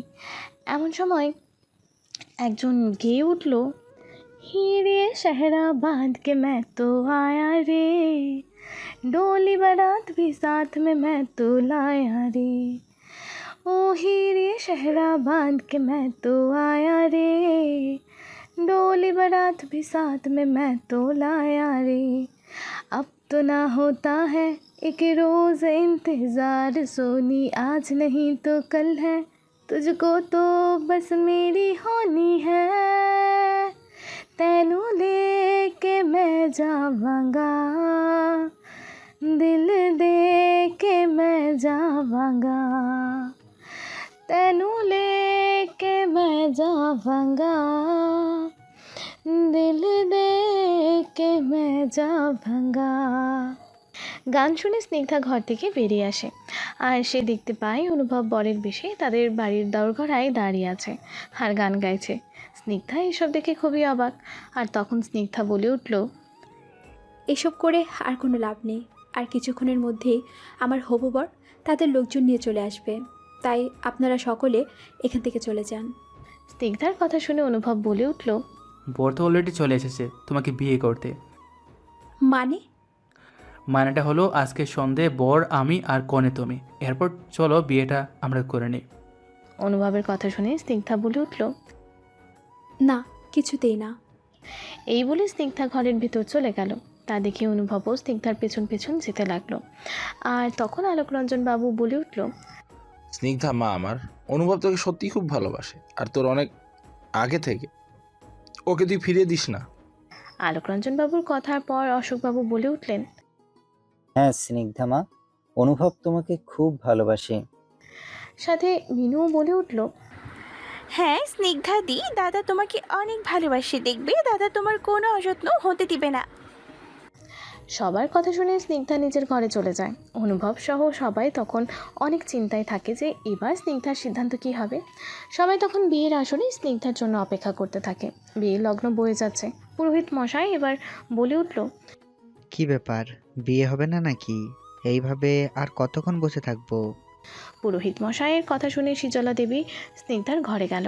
বাইরে থেকে অনেক ভাস স্নিগ্ধাকে ডাকলো, কিন্তু স্নিগ্ধা কোনো উত্তর দিল না। তাই এবার দরজার টোকা দিতেই দরজা খুলে গেল। শীতলা দেবী ভেতরে গিয়ে দেখলো স্নিগ্ধা কোথাও নেই। তাহলে মেয়েটা গেল কোথায়? এরপর শীতলা দেবী বিয়ের আসরে এসে আলোকরঞ্জন বাবুকে আলাদা করে ডেকে বলে উঠল, বলছি শোন না, স্নিগ্ধা ওর ঘরে কোথাও নেই। কি হবে এবার? মেয়েটা কি কাউকে কিছু না বলে এই বিয়ে থেকে বাঁচার জন্য পালিয়ে গেল? শীতলা দেবীর কথা শুনে আলোকরঞ্জন বাবু বলে উঠলেন, সেটা স্নিগ্ধা কিছুতেই করবে না। সে জানে এতে তার বাবা মায়ের সম্মান জড়িয়ে আছে, কিন্তু তবুও মেয়েটা গেল কোথায় সেটাই আমাকে ভাবাচ্ছে। চলো দেখি স্নিগ্ধা কোথায় গেল। তুমি স্নিগ্ধাকে ফোন করেছিলে? হ্যাঁ করেছিলাম, কিন্তু বন্ধ বলছে। এবার আমার চিন্তা হচ্ছে স্নিগ্ধা কি এমন কাজ করতে পারে। না শিজলা, আমি আমার মেয়েকে চিনি, সে এমন কাজ কোনোদিন করবে না। আলোকরঞ্জন বাবু আর শীতলা দেবী কোনো বিষয় নিয়ে খুব চিন্তা করতে দেখে অনুভব সামনে এগিয়ে এলো আর জিজ্ঞাসা করলো, কি হয়েছে, কোনো অসুবিধা? অনুভবের কথা শুনেই আলোকরঞ্জন বাবু আর শীতলা দেবী একে অপরের দিকে তাকিয়ে রইল। তা দেখে অনুভব বুঝতে পারল নিশ্চয়ই কিছু একটা হয়েছে। তাই অনেক জোর করার পর শীতলা দেবী অনুভবকে বলে উঠল, আসলে স্নিগ্ধাকে আমরা কোথাও খুঁজে পাচ্ছি না। অনুভব কথাটি শুনে পুরো থমকে যায় আর মনে মনে ভাবে, স্নিগ্ধার অভিমান কি স্নিগ্ধার ভালোবাসার থেকেও বড়? এই ভেবে স্নিগ্ধা চলে যেতে পারলো। অনুভব কেমন চুপ করে থাকতে দেখে আলোকরঞ্জন বাবু বলে উঠলেন, কি ভাবছো অনুভব? আর তো বাবার কিছুই নেই, স্নিগ্ধা এই বিয়েটা করবে না বলেই সে চলে গেছে। অনুভবের কথা শুনেই আলোকরঞ্জন বাবু বলে উঠলেন, তুমি ভুল ভাবছো। স্নিগ্ধা কোনোদিনই এইভাবে সবাইকে ছেড়ে কোথাও যাবে না, যেখানে ওর বাবা মায়ের সম্মান জড়িয়ে আছে। আমার তো স্নিগ্ধার চলে যাওয়ার পিছনে অন্য কোনো কারণ আছে বলে মনে হয়। আর কি কারণ থাকতে পারে বলুন? আর কোনো কারণ নেই, সে আমার সাথে বিয়েটা করতে চায় না, তাই চলে গেছে। অনুভব কথাগুলো বেশ জোর গলায় বলতে লাগলে বিয়ের আসরে সবাই সেই সব কথা শোনে। আর তখন নিলয়, অশোকবাবু, মিনু অনুভবের কাছে চলে এসে আর জিজ্ঞাসা করে যে কী হয়েছে। তখন অনুভব জানায় যে স্নিগ্ধা এই বিয়েটা করবে না বলে সবার আড়ালেই বিয়ের আসর ছেড়ে চলে গেছে। কথাটি বলেই অনুভব বিয়ের মণ্ডপ ছেড়ে চলে আসতে গেলে হঠাৎ করেই অনুভবের ফোনটা বেজে উঠল। আর ফোনটা রিসিভ করতে ওপাশ থেকে কেউ একজন ছেলে বলে উঠল, কি তোর বিয়ের কোণে নেই? কি ভাবছিস পালিয়ে গেছি? কিন্তু তুই ভুল ভাবছিস, আমি ওকে তুলে নিয়ে এসেছি। তুই বলেছিলিস না সাহস থাকলে তোর সাথে সামনাসামনি লড়াই করতে? নে, আমি লড়াই শুরু করে দিয়েছি, এবার তোর পালা। এই বলে সেই ছেলে ফোন কেটে দেয়। আর তখন অনুভব চিন্টু বলে চিৎকার করে উঠল। সেটা দেখে নিলয় সামনে এসে অনুভবকে জিজ্ঞাসা করলো কিছু কথা। আর তখনই ওরা দুজনে সেখান থেকে বেরিয়ে যেতে গেলে আলোকরঞ্জন বাবু জিজ্ঞাসা করে উঠল, কি হয়েছে অনুভব? অনুভব কি বলবে সেটাই বুঝতে না পেরে বলে উঠল, আপনারা সবাই এখানে থাকবেন, আমি স্নিগ্ধাকে নিয়ে ফিরে আসছি। এরপর নিলয় আর অনুভব বেরিয়ে গেল। স্নিগ্ধার ফোন ট্র্যাক করে তারা দুজনেই একটা অনেক দিনের ভাঙা বন্ধ ফ্যাক্টরির ভেতর এলো। বেশ কিছুক্ষণ দুজনে চারিদিকে খোঁজাখুঁজি করেও স্নিগ্ধার কোনো খবর পেল না। সারা ফ্যাক্টরি তন্ন তন্ন করে খুঁজেও তারা স্নিগ্ধার যখন কোনো খোঁজ পেল না, তখন তারা সেখান থেকে বেরিয়ে আসতে গেলে অনুভব স্নিগ্ধার পায়ের জুতো দেখতে পায়। তারপর সেই জায়গাটায় কান লাগিয়ে শুনেছে মাটির নিচে থেকে কারোর গোঙানোর শব্দ শুনতে পাচ্ছে। তারপর চারিদিকে খুঁজতে থাকে, নিচে যাওয়ার কোনো রাস্তা নিশ্চয়ই থাকবে। তারপর তারা সেই রাস্তা দেখতে পায়। তারপর সেই রাস্তা ধরে নিচে নেমে অনুভব আর নিলয় দেখতে পেল স্নিগ্ধাকে একটা চেয়ারে বসিয়ে দড়ি দিয়ে বেঁধে রাখা হয়েছে। তারপর তারা দেখলো স্নিগ্ধার আশেপাশে অনেক লোক আছে। একে একে অনুভব আর নিলয় তাদের উপর হামলা করে সবাইকে আহত করতে থাকে। শেষে চিন্টু নিজের বাঁচার কোনো রাস্তা না পেয়ে স্নিগ্ধার মাথায় বন্দুক ঠাকিয়ে রাখে। অনুভব তা দেখে বলে উঠল, দেখ চিন্টু, তোর শত্রুতা আমার সাথে, ওকে কেন তুই নিয়ে এসেছিস? ওকে ছেড়ে দে। আমার কি মাথা খারাপ? তোর কি মনে হয় আমাকে পাগলা কুকুরে কামড়াইছে? আমি জানি এই মেয়ের মধ্যে তোর প্রাণ ভোমরা আছে। ওকে ছেড়ে দিলে তো তুই পাগল সিংহ হয়ে উঠবি, তখন তুই আবাকে শেষ করে ফেলবি। সেটা তো আমি হতে দিতে পারি না। অনুভব তখন নানা কথা বলে চিন্টুর মনটা অন্যদিকে ঘোরানোর চেষ্টা করে, আর তাতে অনুভব সফল হয়। আর ঠিক তখনই নিলয় চিন্টুর পেছনে এসে চিন্টুর হাত থেকে বন্দুকটা কেড়ে নেয়। আর তখনই পুলিশ চলে আসে। আসলে এই গোপন জায়গায় ঢোকার আগেই তারা দুজনে পুলিশকে সবটা বলে দিয়েছিল। পুলিশ এসে সব গুন্ডাদের নিয়ে যায় আর চিন্টুকেও নিয়ে যায়। নিয়ে যেতে যেতেই অনুভবকে বলে উঠল, আমি আবার ফিরে আসব, তারপর তোকে শেষ করে ফেলবো। অনুভব চিন্টুর কথা শুনে বলে উঠল, আমি তোর জন্য অপেক্ষা করব। আগের বার আমার গাড়ির ব্রেক ফেল করিয়েছিলি, তারপর তখন আমি তোকে খুঁজে পুলিশের হাতে দিয়েছিলাম। এবারও পুলিশের হাতে তোকে তুলে দিলাম, যা আরও কিছুদিন জেলের হাওয়া খেয়ে আয়। তারপর আর অনুভব চিন্টুর কথা কান না দিয়ে স্নিগ্ধার কাছে এসে দাঁড়ালো। অনুভব দেখলো স্নিগ্ধার তখনও ভালো করে জ্ঞান ফেরেনি। আসলে স্নিগ্ধাকে বাড়ি থেকে তুলে আনার সময় যে ক্লোরোফর্মটা দিয়ে স্নিগ্ধাকে অজ্ঞান করেছিল, সেই ক্লোরোফর্মের মাত্রা এখনও অনেকটা থাকার জন্য স্নিগ্ধার জ্ঞান নেই। তাই অনুভব স্নিগ্ধাকে কোলে নিয়ে বাড়ি নিয়ে এলো। তারপর স্নিগ্ধার জ্ঞান ফিরলে অনুভব চলে যেতে চাইলে স্নিগ্ধা অনুভবের হাত টেনে ধরে বলে উঠল, কোথায় যাচ্ছ? আমাকে বিয়ে করবে না? স্নিগ্ধার কথা শোনার পরে অনুভব স্নিগ্ধার কাছে গিয়ে বলে উঠল, আপনার অনুমতি পেলেই বিয়ের সানাই আবার বেঁচে উঠবে। অনুভবের কথা শুনে স্নিগ্ধা অল্প হেসে বলে উঠল, দিলাম অনুমতি। স্নিগ্ধার কথা শুনে সকলের মুখে হাসি ফুটে উঠল। তারপর খুব ধুমধাম করে অনুভব আর স্নিগ্ধার বিয়ে হয়ে গেল। বাসর ঘরে বসে সবাই আনন্দ ফুর্তি করছে। এমন সময় নিলয় বলে উঠল, অনুভব, তোর তো বিয়ে হয়ে গেল, এবার আমারও বিয়ের ব্যবস্থাটা তোকেই দায়িত্ব নিয়ে করতে হবে। নিলয়ের কথা শুনে অনুভব বলে উঠল, শুধু তুই পাত্রীটা দেখে রাখ, বিয়েটা আমি দাঁড়িয়ে থেকে করিয়ে দেব। আফটার অল আমার বেস্ট ফ্রেন্ড বলে কথা। অনুভবের কথা শুনে নিলয় বলে উঠল, পাত্রী আমার দেখা আছে, কিন্তু তার জন্য তোর অনুমতি লাগবে। নিলয়ের কথা শুনে অনুভব কিছু বুঝতে না পেরে বলে উঠল, পাত্রী যখন তোর পছন্দ, তখন আর আমার অনুমতির কি দরকার? আসলে মেয়ের বাড়ি অনেক বড় লোক, বিশেষ করে মেয়ের দাদার নিজের কোম্পানি আছে। পাত্রীর দাদা কি আর আমার মতো ছেলের সাথে তার বোনের বিয়ে দিতে রাজি হবে? রাজি হবে না মানে? আলবাত রাজি হবে। তুই আর কিসে কম আছিস? হ্যাঁ, চাইলে তুই নিজেও একটা কোম্পানি চালু করতে পারিস, তোকে আবার কেউ মানা করতে পারে? অনুভবের কথা শুনে নিলয় অনেকটা গদগদ হয়ে বলে উঠল, বলছিস তাহলে আমি পাত্র হিসাবে খারাপ না? না না, একদম না, তুই তো সেরা। তোর মতো পাত্র পেলে যে কোনো বাড়ির লোক রাজি হয়ে যাবে। তাহলে তুই তোর বোনকে আমার হাতে তুলে দে। কথাটি ঠিকমতো না শুনেই অনুভব বলে উঠল, হ্যাঁ হ্যাঁ, ওতে আবার জিজ্ঞাসা করার কি আছে? অনুভবের কথা শুনে নিলয় খুশিতে নেচে উঠল। আর কথাটি যখন অনুভব বুঝতে পারলো, তখন অনুভব বলে উঠল, কি বলে তুই? আমার বোনকে মানে তুই মিনুকে? কথাটি বেশ গম্ভীর গলায় অনুভব বলে উঠল আর নিলয়কে তার সামনে ডাকলো।